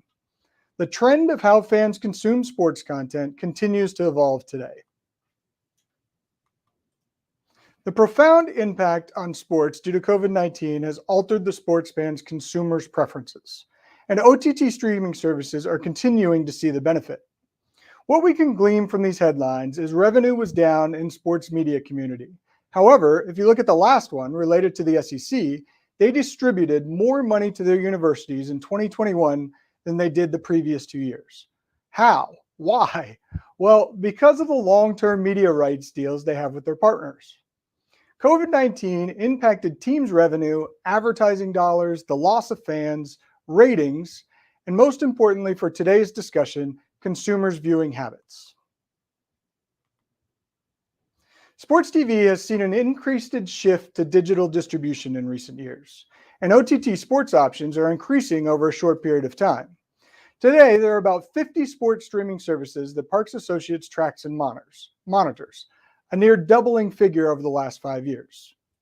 In conjunction with the consumer analytics team, our research department provides market data intelligence that guides strategic business decisions across all OTT streaming services, and sports data is no exception. Some on this panel today may even say that sports data is the most important category in today's OTT ecosystem. So Parks Associates has been doing research related to sports content for over a decade. And now I'd like to shift to sharing some of that research that is important to today's discussion. In 2021, 40% of US traditional pay TV subscribers said sports content would be very difficult to give up. second only to local broadcast content. Meaning, if they cut the cord, sports fans said they'd feel like they were missing out on that content. Also in 2021, Parks Associates Consumer Survey revealed that 28% of broadband households access their sports content via online services as their most accessed genre of content. We also wanted to learn how long sports consumers hold on to their subscription compared to other services. And we found that sports fans tend to keep their service for about a year and 3 months before they churn. What makes this interesting is compared to the entertainment services like Netflix or Amazon Prime and Hulu, it's only about 3 months less. That indicates two things. Consumers are satisfied with their sports services they subscribe to, and that sports streaming content is less seasonal than many may think. This is one of the topics we want to discuss with our panel today. And with that, I am happy to introduce our panel of industry leaders and innovators to discuss the role of sports in video choice. We have two special guests from across the pond today, actually. Lior Friedman, SVP in Business Development at Amagi, and Nick Meacham, CEO of Sports Pro Media. Also on our panel is Tom Getty, the Chief Marketing Officer at Simwin Sports, Eric Ramberg, the VP and Head of Streaming for MediaKind, Ben Grand will join us, who is the SVP and Head of Content Strategy and Acquisitions at Fubo TV. And last but not least, Jeff Reese, who is the Head of Fantasy and Gaming at Yahoo Sports. I want to thank all of them for being here today. So first, let me start with welcoming in Lior. Welcome, Lior, and please take a moment to introduce yourself to the audience and tell us a little bit about what Amagi is doing in the space. Sure. Thanks, Eric. Wow, Mark Cuban, tough act to follow. So glad to be here, and thanks for having me. So if cloud streaming was an Olympic sport, I will say I would like to say maybe Amagi is kind of the Michael Phelps, not just because we're really good and really fast.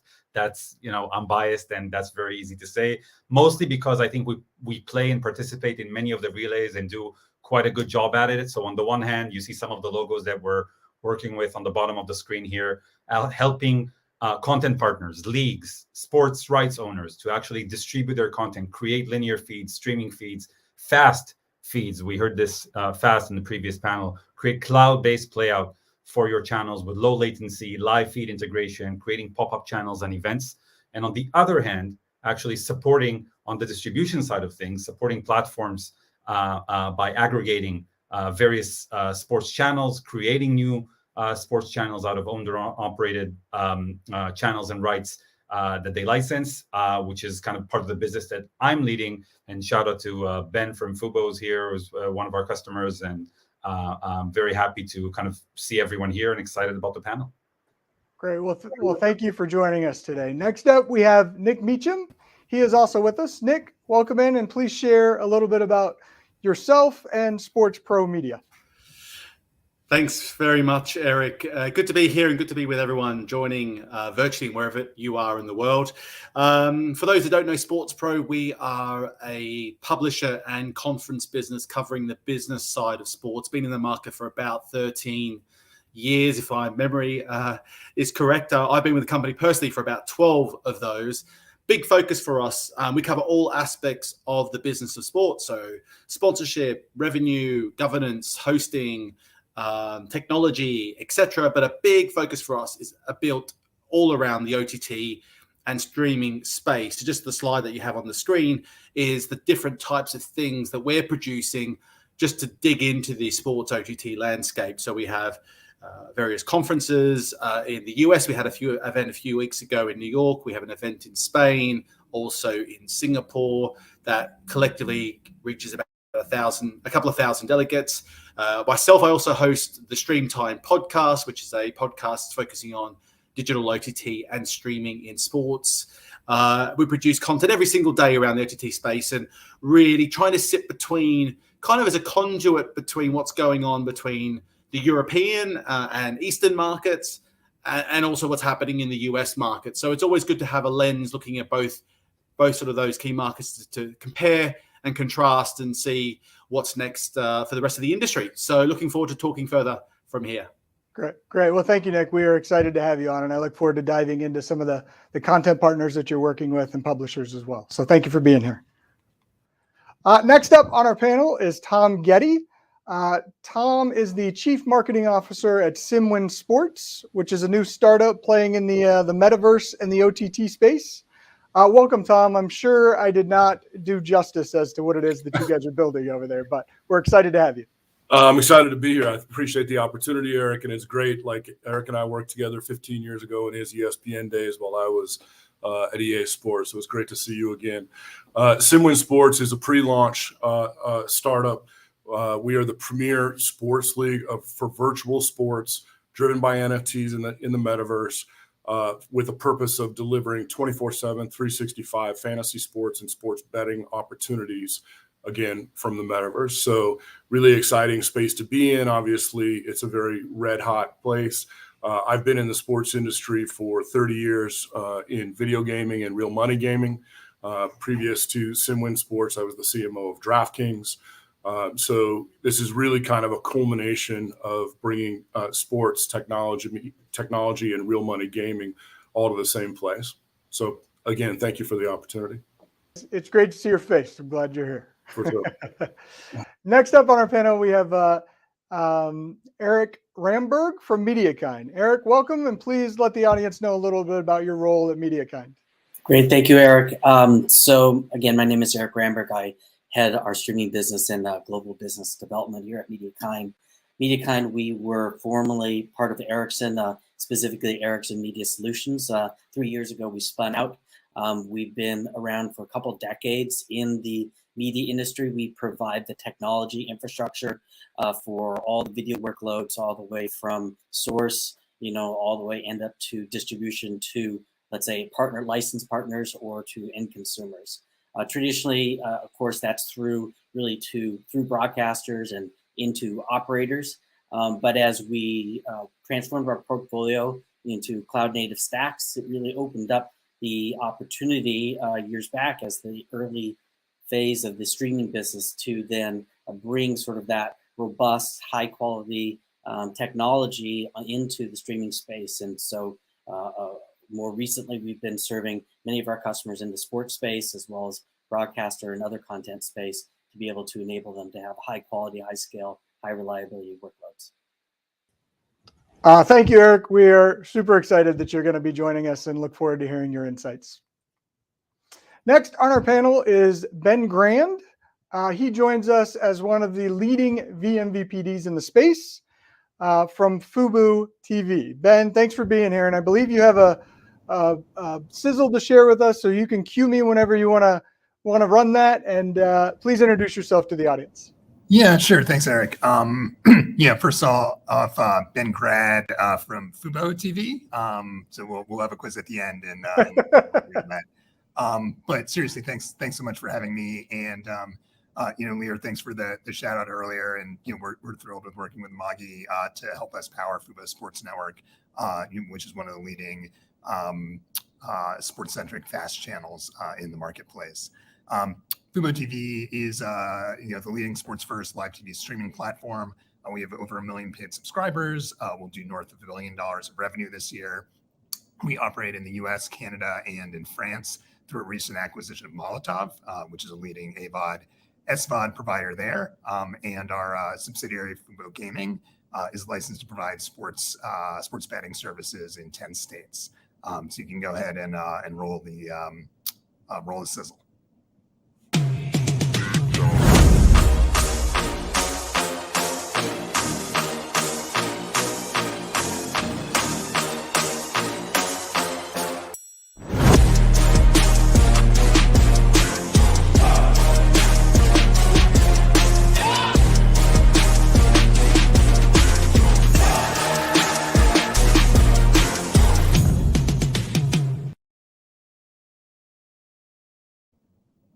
Awesome. Thanks, Eric. That sizzle is fantastic. I think sports guys love to show sizzle reels, so I appreciate you bringing that. Next on our panel, and last but not least, is Jeff Reese. Jeff is a longtime innovator in the sports media space, and today he is head of fantasy and gaming at Yahoo Sports. Jeff, thank you for being here today. Can you give us a little bit about your background and what you're doing now? Sure, Eric. Thanks for having me. It's good to see you again. I've been working in digital sports for, gosh, almost 3 decades. In fact, today is the 27th anniversary of our launch of ESPN.com way back in 1995, and I'm still trying to get it right. Video is an important part of what we do at Yahoo Sports. But what's important to take out of this is that it is. It's one of the legs of the overall value proposition that we're putting forth to fans that combines what we do in terms of our news, in terms of what we do in terms of utility in gaming, and that affords us a ton of flexibility in terms of how we approach video, because it's something that we can, we're equally comfortable serving up on a 1P basis in terms of what we create and the terrific talent roster we've created across major sports and across gaming. But it also means that we're a phenomenally powerful discovery engine for partner video. And that partner video can range from stuff we do with folks like the NBA around providing some interesting means of distributing and discovering League Pass to what we do with other network-like partners like NBC. So, it gives us a level of agility and flexibility to basically serve fans a number of different ways around video and have that be a complementary part to the overall offering we're putting out there. Well, Jeff, I'm excited to have you on the panel, and I want to bring in all of our panelists. And gentlemen, thank you for being here. And I don't want to waste any more time. I want to get right into the discussion. So the first question that I want to throw out there, and I'm going to start with Jeff, I think, is what do you think is the biggest challenge facing the sports industry today? Boy, it's a great question. I thought a lot about this over the course of the last couple of days, Eric. And I think the biggest challenge is greed and unstructured choice. And by that, contrast sports as a category to the way that Melissa was just talking about how HBO is managing overall product offerings. They're tailoring different solutions to different cohorts and stuff like that. In sports, we're just out there and we're just throwing more and more and more and more. So it's this really weird kind of moment, right? I'd argue there's never been a better time to be a sports fan, right? We have unlimited and wonderful access to games. The quality of the experience, whether it be home or in venue, is unparalleled to what it's ever been. The athletic quality that we're seeing across sports is unmatched versus any other era. And things like betting have offered us whole new lines of being able to experience those sports. So it's all great. But, and the big but here, right, is that everybody's squeezing the fan. Everybody's squeezing the fan with the idea of just getting as much revenue out of that super fan as possible, and it's what it's doing is it's just creating an enormous amount of pressure on that fan to pay up. It also means it's going to be harder and harder for those fans who aren't super fans to be able to access a lot of things that they might be interested, and it means that leagues are in this interesting moment where they're sometimes choosing between just trying to optimize and maximize revenue out of folks versus growing their sports. So, I think in a weird way, right? The fact that this is so the barriers to entry have lowered. There's so many different ways of being able to get these fans in here. I think that there's a chance that we're just going to get too greedy for our own good. I'm sure that there's some folks on our panel that will agree with you on that. Ben, what are your thoughts on the biggest challenges? Yeah, I think Jeff brings up a lot of key ones, and it's interesting because there is this sort of diversity of options that he mentions. In some ways that being good for fans, but overall creating challenges for the ecosystem. It's having more choices like this is actually not necessarily great for maybe counterintuitive, but for sports content providers, because none of these things individually, and probably not all of them together, can really do what the historical pay TV model has done in terms of license fees, in terms of reach, in terms of ad revenue. It kind of checked all of those boxes, and it's really hard to see how any of what's the experimentation that's going on now can really add up to what was a pretty successful model for the sports space for a long time. That was going to be one of the questions I think we get to later in the discussion, but I want to sort of, instead of answering this question there, I'm going to ask you to see if you can help us identify if you feel like the traditional pay TV model is better at presenting sports than online sports model? Yeah, is that for me? I was asking Leo. I was going to ask Leo if he could Leo, kind okay, of comment yeah. from what you're saying on the, does the online model, is it capable of competing with the traditional sports model? So to take over from Ben here, I think the fragmentation of revenue models and how sports providers and content owners, leagues, brands, clubs who are all out there eventually to make money, and the fragmentation in business models in order for them to find the end consumer, I think is, of course, it's a massive challenge. There's such a huge competition today on how to, not just to find the eyeballs, but also how to get a share of wallet in kind of fan engagement and how to reach the end consumer and end fan. With that respect, I think the golden age of pay TV is just something that we just have to kind of look at in nostalgia and romanticize about the lovely days of the 90s and how we did over there. But look, the Mark Cuban face when he understands what it means for the business as a brand, the second that he understands that all of these rights that he worked so hard to build up and stream and distribute, and all the business models that then trickle down because of that, all of them are going down the drain in one go. I think also generates a new opportunity or creates a new opportunity, which is where places like SimWin and others come in, which is where you need to find a new way to create event-based television that is kind of sports related. Call it, piggybacking on those hardcore fans and their engagement, and how you can find them in new and more interesting ways. And I think the age of kind of a single distribution channel that pays the bills for everyone, I think everyone understood in pretty much every industry, but specifically in sports during COVID, that you have to play and put your chips on many of these omni-channel distribution lines, and figure out that the way to the end consumer and to fan engagement lies in doing, online streaming and having ad-supported tiers as part of your offering, and doing some pay deals and creating some NFTs and getting into the metaverse and getting into esports. You have to play in all of those fields, because one of them could turn up to be not just your big moneymaker or hockey stick growth in a few years down the line, but also your saving grace in case something happens and this kind of event-based television in the world that we live in, all of a sudden something pulls the plug on it. Well, I think that's actually our next question, and you led us right to the next one, which is really more focused on what are the opportunities, at the intersection of sports and streaming. And I think just for our audience, I want to let you know that these are our two poll questions. So please feel free to jump in on our poll questions, and we'll try to get to the results of those towards the end of our conversation. But I want to start with Tom and sort of thinking about what are the biggest opportunities at the intersection of sports and video streaming. Yeah, I mean, obviously, I think real money gaming is really at the key of it. And we have unheralded access to sports around the world, right? When I was at DraftKings, an interesting tidbit is when the pandemic hit, we were doing 20 million a month in Ukrainian table tennis betting, literally. So it's, betting is new to the States and is a massive opportunity, and folks know it.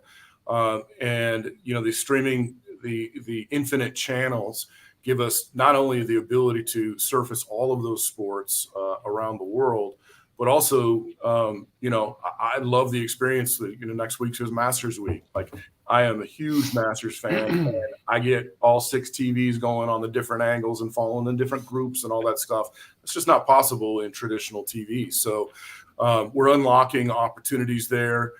We are bringing, we are giving bandwidth to experiences like SimWin that present even more opportunities for action for the fantasy sports player and better. And I think we're all better for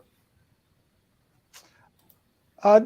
Nick, what are your thoughts in terms of, the biggest opportunities?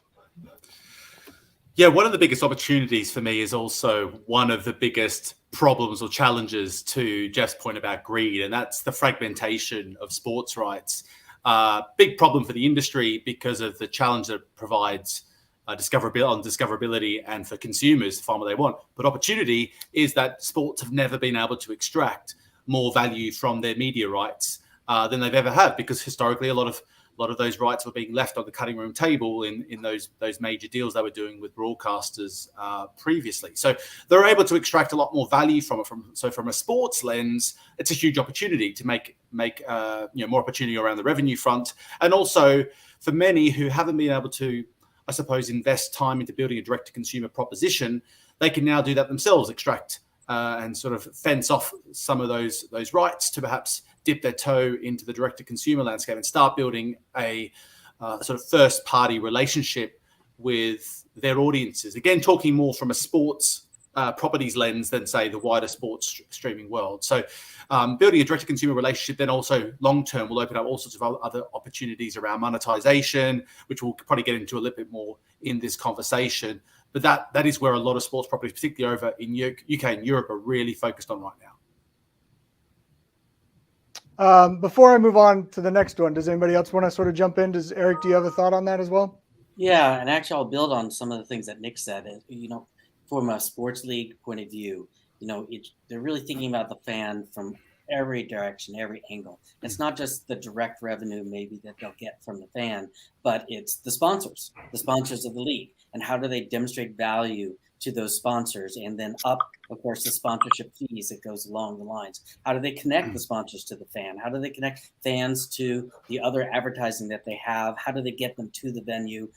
It's really a sort of a comprehensive view of the fan, moving them from casual fan to super fan, and along the way, growing the layers and layers of engagement with that fan and showing the value across the ecosystem for them. So, one of the nice things about streaming and digital streaming is that there's just so much of a continuous contact with those fans, and that really helps to demonstrate values and for the sports league to really sort of build on the single fan and make it more than just that direct revenue, but all the other associated revenue.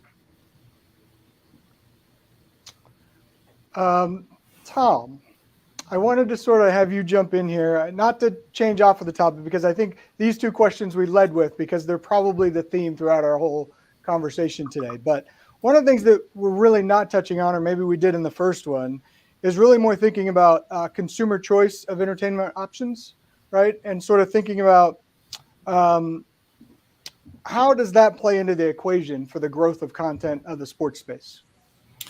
Yeah, I mean, I think it's the diversification, right? Because we have unlimited channels, we're not increasing the minutes in the day. We might have more screens going on. So you're always competing for minutes, especially when you think of youth who are native to streaming and not traditional TV. It's not unusual for young consumers to have 3 shows going at a time and maybe even listening to a podcast in the background. So from an advertising perspective, and obviously advertising drives all of this, that becomes very difficult to even in sports where you are watching live and don't have the ability necessarily to fast forward through ads. It makes it difficult to understand when you're actually getting attention and when it's sinking in. That coupled with, again, with infinite channels, this makes rooms for esports and things like SimWin. So there are just more and more and more options even within the sports stream. It makes it a challenge to break out. And it always will be that. It's only going to get more and more difficult. Luckily, our marketing technology is growing at the same pace, so we are becoming more efficient at it. But there is always going to be an inherent challenge there. Jeff, any thoughts on sort of the challenges that other entertainment options create for the sports media landscape? I think it's less the challenges than it is the uncaptured upside here. The fact of the matter is that what we still haven't done, and what all this capacity is going to do is allow us to create far more personalized, far more tailored experiences than we had in a traditional pay TV world where it was really a bunch of one size fits all experience. So I think part of this change and part of the way that we help people sort through the massive fragmentation is by being able to create experiences that are much more connected to why each of us as fans are drawn into sports. For some of it might be betting. For others, it's just because we love our team or we love a particular player. So, I think, again, I guess what I'm saying is across the board, growth is going to be spurred not just by increases in broadband throughput and distribution of devices and stuff like that, but it's going to be spurred by smart and clever investment in product experiences that are going to help that are going to basically help sports steal share from entertainment. You mentioned sort of product development and sort of there's no better companies to do product development than the big tech companies, but the big tech companies are also getting into streaming media rights. So Ben, one of the questions that I sort of had for you is, as Apple secures MLB rights and Amazon's got Thursday Night Football, what does that do to sort of traditional pay TV or maybe RSNs in the space? Yeah, so Eric, I think there's a couple points there. One is you kind of mentioned migration of some of the rights to more quote unquote digital platforms like an Apple or an Amazon, and then there's sort of the things moving outside of that more traditional pay TV ecosystem.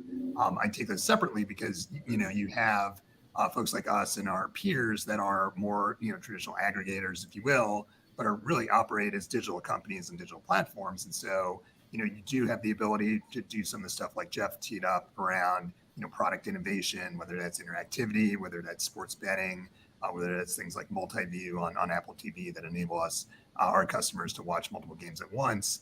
So these digital platforms, for sure, create a lot of innovation opportunities, which is great for sports rights holders, distributors, and fans. Separately, but somewhat related, there is this, migration of some rights outside of that more traditional ecosystem. And so, I'll take this individually. I'm not sure a regular season package, a baseball package going to, Apple TV Plus really does a lot in the ecosystem to change, kind of the way things have been. DAZN has had, a regular season MLB package in the past. I'm not sure that really changed much. Amazon with the NFL is certainly a bigger deal. They've obviously been working on that for a while. So we'll see, what the consumer reaction is to it. But, for sure, anyone who is interested in watching their home team or, most games every week that are available on TV, they're going to have to go to a platform like ours or cable. And, most people aren't looking for, legacy cable platforms these days. So, I do think, we'll see on the Amazon side. But yeah, that's kind of my view. Yeah, one of the additional sort of thoughts tied to that is, as these packages are moving online, we've talked about the entertainment options and challenges with discovery. Do you think fans now have a discovery challenge with finding sports content? I see people nodding their head. I don't know who wants to take that. Yeah, I mean, just look at. Tom spoke a moment ago about his affinity for the Masters, but just a typical weekend of PGA golf right now is going to bounce between ESPN Plus, Peacock, the Golf Channel, and the NBC network. It's fucking insane, right? That consumers need to be sent a decoder ring to be able to understand how to find a basic golf tournament because this thing has just been divvied up so many different ways. So no, discoverability is a huge issue. Jeff, I don't have a bleep button, but next time I'll make sure I bring one. Oh, sorry, I'm sitting here I'm not being cynical about this notion of fans, paying for their passion because I'm one of them, right? And I'm subscribing to all these services and literally hitting, dead end after dead end, just trying to watch a stupid golf tournament. And it is nuts. And it's what I mean by right now, growth is being driven through a plethora of deals and not through optimization of consumer experience. And I would beg to differ with you in terms of the big tech companies being the guys who are going to drive that. To Ben's point, the big tech companies are going to drive the formation of fundamental platform capabilities. But it's the folks who are on this call right now who are actually going to be driving those next generation experiences that are going to help, sort through the madness. That's great insight, Jeff. I just wanted to call you out on the language. No, I'm kidding. Okay. Nick, let me ask you, sort of in terms of European sports, challenges with discovery? I mean, when we were in the US just recently, the discoverability was the number one problem that was raised across the board from everyone that we spoke to. But the reality is there's not actually a solution in front of us right now. It's actually getting worse before it's going to get any better. The only way that discoverability is going to improve is with aggregation and consolidation, which is a big problem, obviously, in the US. And in Europe, it's not nearly as sort of diverse or fragmented as it is, say, in the US. Europe is still leaning on a lot of the traditional broadcasters to diversify how their content's being consumed. So, they're building their own streaming services, a bit like they are in the US, but they're not nearly as many players in those markets. You have seen Amazon, you have seen DAZN acquire some premium rights and start shifting people to streaming solutions, but it's still only a couple of serious bidders for those rights at the moment. And even when Amazon's made a move, actually the moves they've made have been kind of discounted because there's been an interest from those sports properties to get another player into the mix. Or in the case in France, the existing deal, which is a record deal for the top rights in the French market for the French league of soccer league, the deal fell through and they were able to get the deal and the rights at a fraction of the price. So not nearly the problem you have in terms of for the premium top tier rights that you do have in the US over in Europe. That also comes from the diversification of sport and fandom, right? So, Europe is so focused on soccer and golf and a little bit of rugby, whereas US fandom, yes, everyone watches NFL, but it's a dogfight for number 2 across, 8 sports. Yeah. So that makes it really, really difficult to find. And then you bring in Jeff's point of multiple networks carrying things and all that other stuff. And it's real difficult to understand where I need to go as a fan. Guys, Tom raises a great point there. Oh, Leo. Sorry, go ahead. Yeah, go ahead, go ahead, Leo. I left the station in the sense that, it's not just the rights game here. I think the barrier to entry for, streaming event-based television or sports has gotten so low. You have the ability to create a really compelling broadcast and bring it out to as many people as possible in so many various ways today that, the selection process is not going to get any simpler if some type of big behemoth is going to get one rights and user experience is going to get much simpler. No, it's just a simple equation of, barrier to entry has become much lower. Choices are going to grow exponentially as, technology becomes more and more prevalent and available to call it even more minor leagues and maybe even your son's basketball match, right? Maybe at some point that's something that other people want to stream. We just have to acknowledge that this is the world we live in. I agree that this is where technology steps in and says, okay, how do we bridge this with kind of an all-encompassing aggregation, personalization, that added touch that allows you to say, yes, we know there's a selection of things out there. Yes, we want to absorb the rights issue for you and make it as easy and simple for you to access as possible. But also we acknowledge that there's a wide selection of events out there that you need to watch. By the way, just a thing here, I'm noticing we're all men, and there's women's sports out there, and think about how much of that doesn't really get a lot of traction, and how much room there is just to grow on that part of the world, on that part of the equation, in terms of getting new audiences to engage, and not enough exposure that gets towards that part of the ecosystem. I mean, Eric, if you mentioned that because go ahead, Eric. that actually reinforces. Hang on, Jeff. Let me go to Eric and then I'll come back to you. Yeah, I was just going to say, glad you mentioned that, Leo. I mean, I think to your point, because it's so much easier now to just stand up a streaming service at low scale, at basic, the basics that are there pretty easy. It does open the door for so many other sports, and there's, of course, the whole women's side and so many leagues and powerful teams and great plays that go on with that. But there's also, volleyball and badminton and, really lacrosse and really deeply engaged fans that now have the opportunity to be able to access that. It's kind of like back in the 10 years ago, movies were the big thing. Everyone wanted big movies, spend money on the movies. And then what happened is all these SVOD things came out and everyone's like, no, series, TV shows. We want to have, Now all the money is going to building TV shows and everything, which have smaller audiences and maybe are more specifically tailored to those. I see a lot of that happening in sports. Yeah. That said, it isn't for the big, the highest value sports, the ones that get the $10 billion deals and everything like that. There's still a long road to be able to reach to replicate essentially those revenue streams in digital streaming. It's like 3 out of the past 5 Super Bowls crashed at the start. There's still massive time delays between your cable box and the OTT stream. There's so many different quality levels that that are poor when you actually get to scale and everything like that. So I think there's still a big road if you really want to be able to replicate the scale, the quality, the revenues of the biggest and best leagues. So you're saying, yeah, go. Let me just add one comment, and then I'll go to you, Jeff. But you're saying that in terms of the quality of streaming services and being able to stand up a streaming service for any sport is pretty simple, but consumers are not going to get the same experience as they would on traditional pay TV for some of the smaller sports. Is that accurate? Yeah, well, it's just more the demand when you're talking about the Super Bowl or something like that, or Champions League or everything like that. Like the expectations are just so much higher for that being able to replicate that same level of quality and scale and reliability is we're still a young industry. Go ahead, Jeff. I want to make sure you get to comment.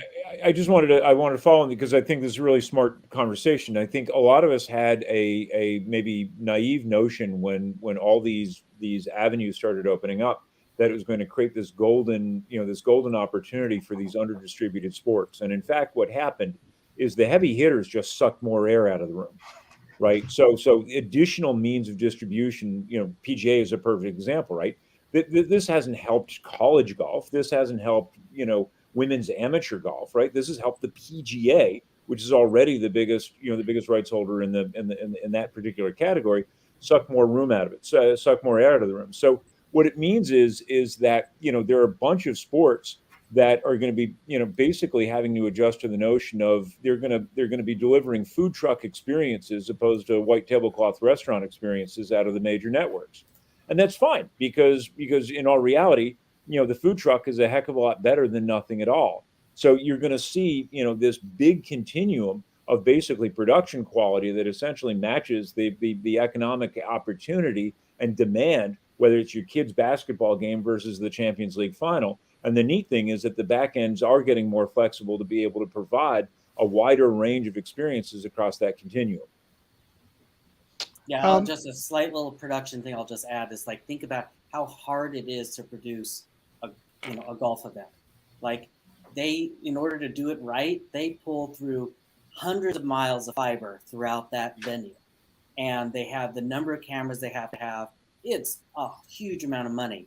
They do that for the top, for the top events. That's it. They don't do that for all the other events in between. They can't do it for the amateur events. They can't do it for the collegiate events. It's just too expensive, But technology is doing that, 5G backhauls for the contribution feeds, smaller cameras, all those things are changing. More remote production and everything like that. I know this isn't a production panel, but it is an important part. It was good you mentioned, Jeff, because it's an important limiter essentially in having quality production, quality distribution and viewing for the consumer. So this is, I want to stay on this topic as much as we possibly can. Actually, I want to see if Ben has a comment on this before I move on. I'm going to ask Ben if he has a comment, sort of what we're talking about in terms of maybe the rights, or, obviously you're in the space where you're paying for these rights. So where's the benefit for you? Yeah, so I guess taking a step back on a couple of things that Jeff and Eric and the group have had. One is, this fragmentation notion and the challenges around it, I certainly agree with. And I think it, ultimately, for a subset of consumers now and larger and larger going forward, as consumers get frustrated with the navigational discovery type issues, the value of aggregation will be reinforced. And so that value, I think, will be reinforced to both consumers and to rights holders as they consider where to tune in for games or where to make their games available. Yeah, and then in terms of the production and streaming experience stuff, certainly agree with that. And neither sports production or frankly sports streaming is for the faint of heart. And I think if it's not the focus of your organization to be best in class at streaming live sports, you're going to fall behind pretty quickly.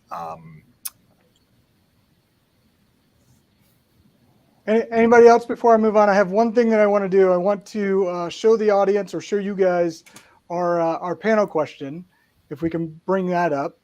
Do we have a panel question?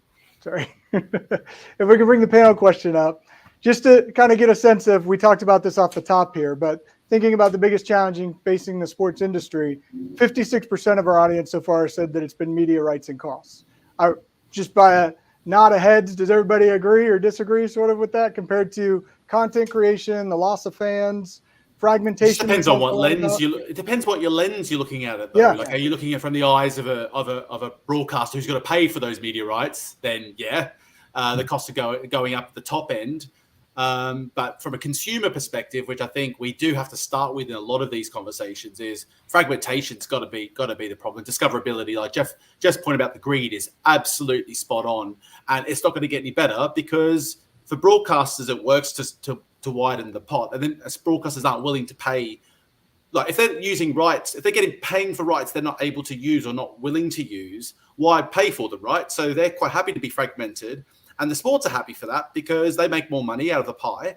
So fragmentation is not going to improve. That's why it's a bigger challenge than I'd say the rising of the media rights costs, because the costs are going up because people are willing to pay for them, because sports is still seen as largely the only true needle mover for subscriptions and for users to platforms. And so until that changes, it won't in the future, in the near future anyway. That's not really, I don't see it as a challenge. It's a challenge from the lens of if you're the one having to pay the bill. Right. The water cooler moments. I think that's a Jeff Reese phrase, I think. Okay, well, I do want to shift gears because I do think there's some important topics in terms of revenue and generating revenue in the landscape. But let's talk a little bit about betting and wagering. And how do, my first question related to this, and I know it's going to open the door for everybody to jump in, but one of the questions is, how do teams actually make money off of betting and wagering, right? Like, what does that landscape look like? And maybe, Tom, with your background at DraftKings, you can start the conversation off there. I do want to be cognizant of our time and everybody else's time. So I want to make sure that we get some questions in here, as betting and the metaverse and NFTs might be a new opportunity in the space. Yeah, I'll keep it super brief and light so that more people can chime in. But it's about eyeballs. It's sponsorship is the easiest way from a team perspective. Having signage in stadium, reminding that you can get action on this game now, using the announcers as a point of validity for your platform versus the competition. Those are the very basics and the easiest way to do. But the teams, through their fan clubs and their season ticket holder lists and all those kinds of things, they know who their biggest fans are. And, access to those mailing lists are the most valuable thing to betting and fantasy companies. How about we go to maybe Ben? You can talk a little bit about the platform that you've launched. I think I remember a quote from somebody on your team that you guys are building a product where you can not watch and bet, but bet and watch. Does that sound accurate?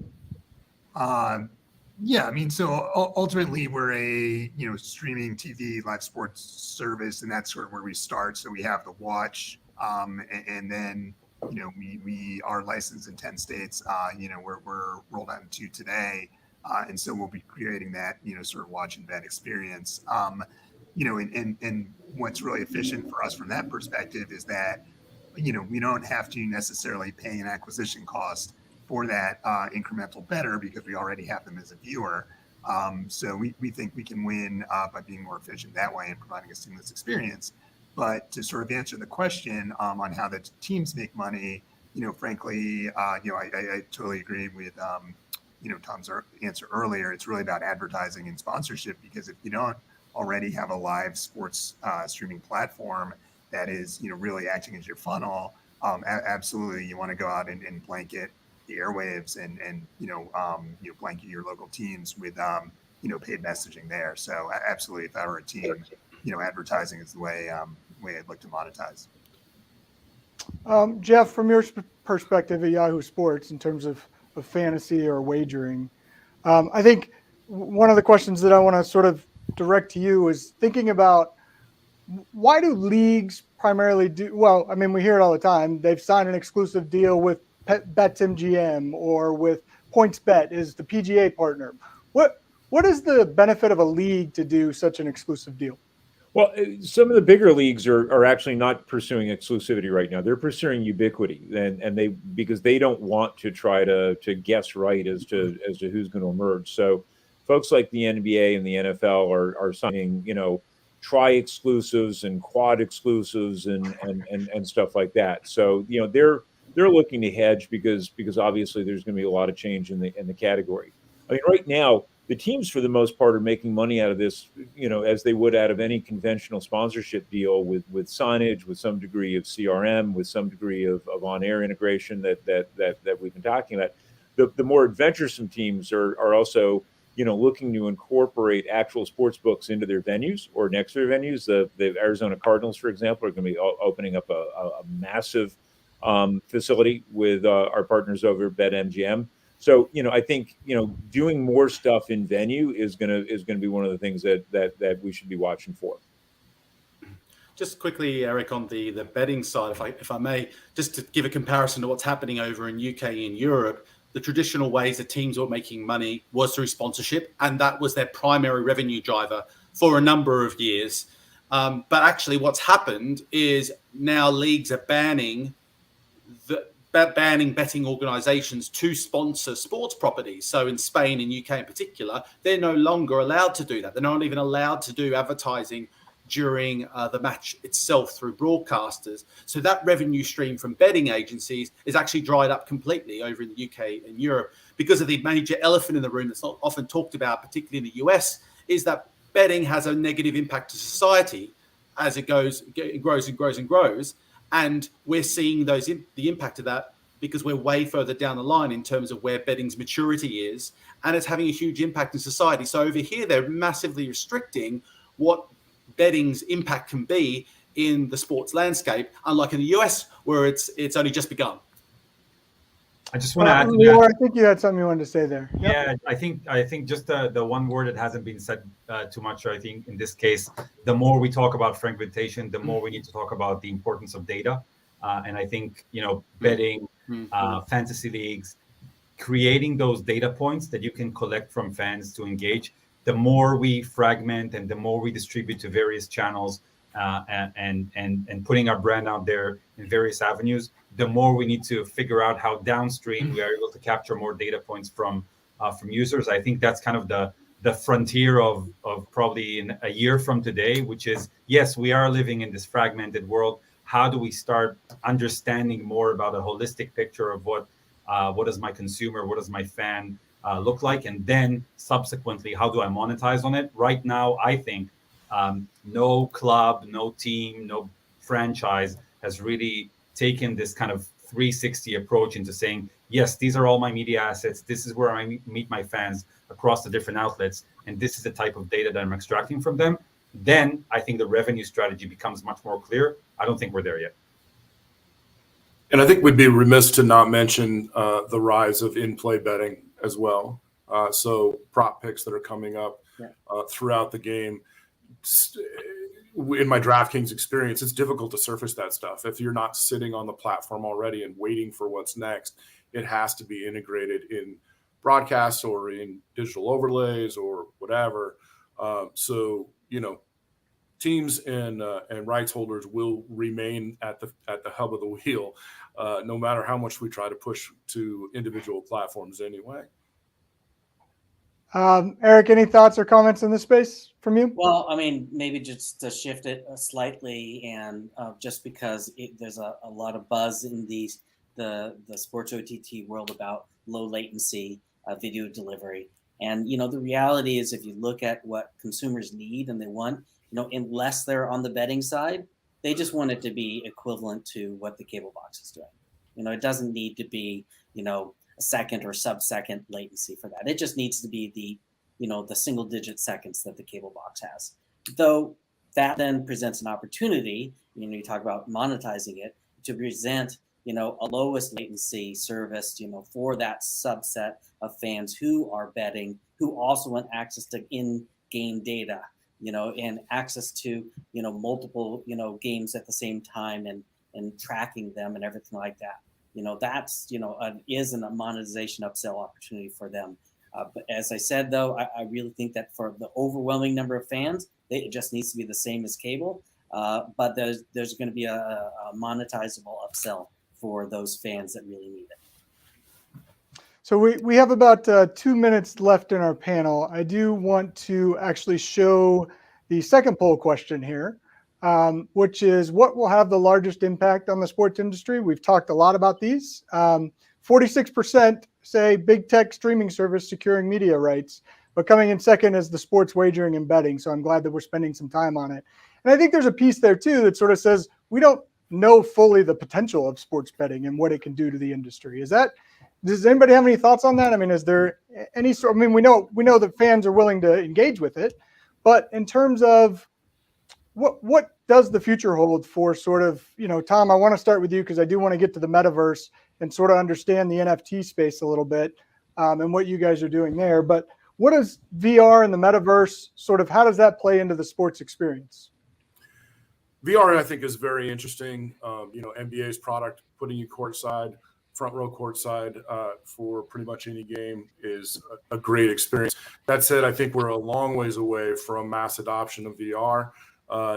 Back in you and I's video game days, I always give the example that, Rock Band and Wii 15 years ago took off because those games look like they're fun to play. VR today is the opposite of that. You look like a jackass wearing these lenses, and your little brother's going to come punch you in the back of the head because you can't see around you. So until we're in some kind of a holodeck-like experience, I don't think we're going to see mass adoption of VR. I'm very high on AR, but VR is a different beast. Metaverse, I think, is a real opportunity to gather fans in social settings, watching online. I think that's the biggest opportunity as far as metaverse is concerned. Frankly, it's shocking to me that today no one has come out and really killed it as a team-by-team joint viewing experience from your own home, where I can watch a Seahawks broadcast and interact with other Seahawks fans doing that. So I think that's probably the biggest metaverse opportunity there, beyond just blockchain technology and being able to track tickets and all that kind of stuff, which, blockchain is perfect for ticketing. So that's my thought. Yeah. Anybody want to jump in on this to sort of talk about the metaverse? Anybody have any real thoughts that they think they can add? Nick?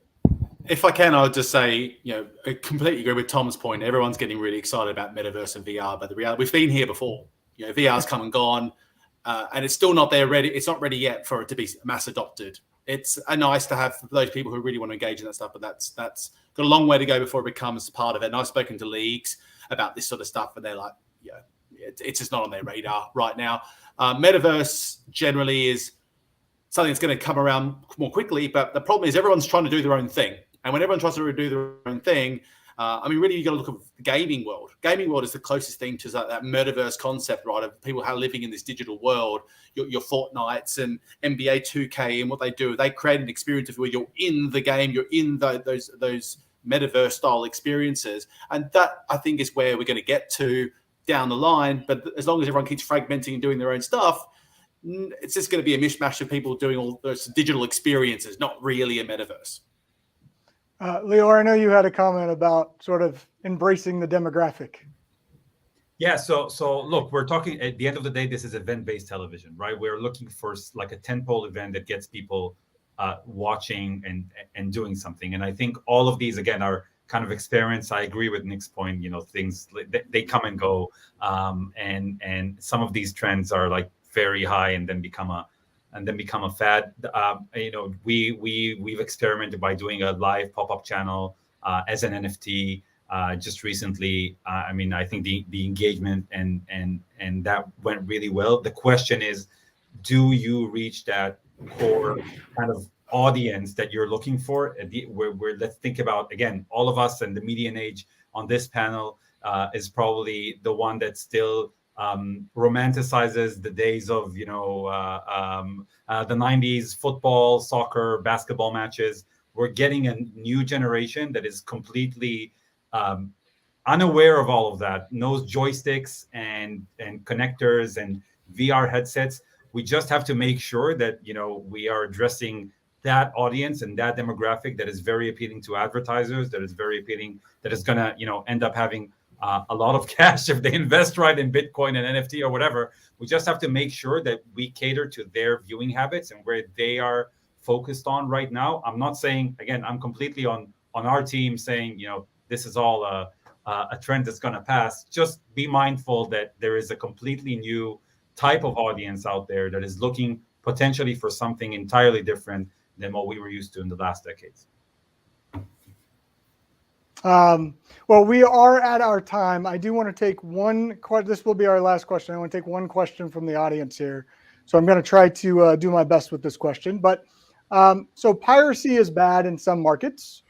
And just last week, DirecTV in Brazil and their ad agency put on a fake soccer match to lure people into a non-pirated broadcast.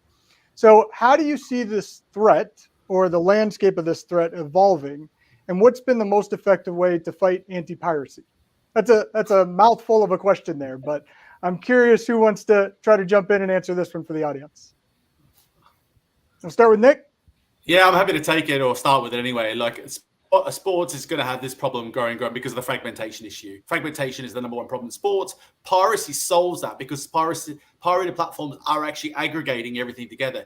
The only place you'll know where you can find your sports property is if you know which pirated websites to go. They have it all there in one place. So piracy is not going to go away anytime soon until we sort out the fragmentation issue. Basically, sports needs a Spotify moment. The problem is the media rights landscape is an absolute mess, and there's no way, I don't see in the near future, that's ever going to be resolved. So piracy is here to stay. It's going to cost the industry billions of dollars for years and years to come, and sports isn't going to try and deal with it. I think sports is just going to accept that it's around and try and mitigate it. There's some great companies mitigating it, but the impact's going to live on for a long time still. No, I'll just add that Nick, I'll just add that it's whack-a-mole. You adopt the right technology, you web crawl and find out where those live streams are, and then you based upon your forensics and hit them down. It's hard, but then you have to spend money. And you just leak, value. I think this is another one where user experience discovery will win the match and win the day. The more you make it easier, more accessible for customers, the more they will choose for the non-pirated option. Yep. Jeff, any thoughts from you? Close this out. All good. Thanks for having me. All right. Well, I want to thank all of you guys for being a part of our panel today. I think I had probably about 10 more questions, but we didn't get to them all. But I appreciate all of your participation. And I want to thank our panelists in both of our panel discussions today. We enjoyed all of your insights you delivered from all your different perspectives. And we in the audience are truly grateful for your time. We'd also like to let the audience know that our next Future of Video session takes place on May 5th, where we will cover a very hot topic in today's OTT landscape, OTT churn. So marketing and retention strategies and OTT churn. So be sure to join us in May for that session. Along with our May 5th session on OTT churn, please be sure to join us again throughout the year as we dive into a number of timely and relevant issues affecting the streaming video ecosystem today. And be on the lookout for our return to in-person future of events with our December event at the end of the year. So quick reminder, if you are interested in sponsorship opportunities for upcoming Future of Video sessions in 2022, or if you're interested in inquiring about our research or speaking in Future of Video events, please reach out to Ashton, to Jason, or Mindy Sue to discuss the possibilities in detail. That is our time, and I want to thank you again to everyone for attending. Big thank you to our panelists and to our sponsors, and we hope to see you back here on May 5th for our session on OTT churn. Thank you, everybody. We appreciate it.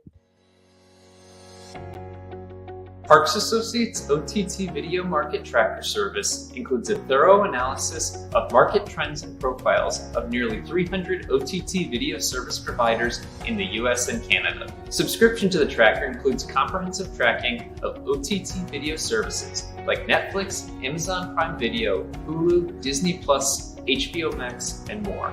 Our analysts update deliverables throughout the year, including a monthly update and quarterly subscriber and user estimates, documenting service features, key service differentiators, pricing and business models, updates on existing players, and profiles and industry implications for new services. The OTT Video Market Tracker features a new way to blend company profiles with industry research data and analysis of competing players' strengths and weaknesses in the space. To subscribe or request more information, please contact us at sales@parksassociates.com.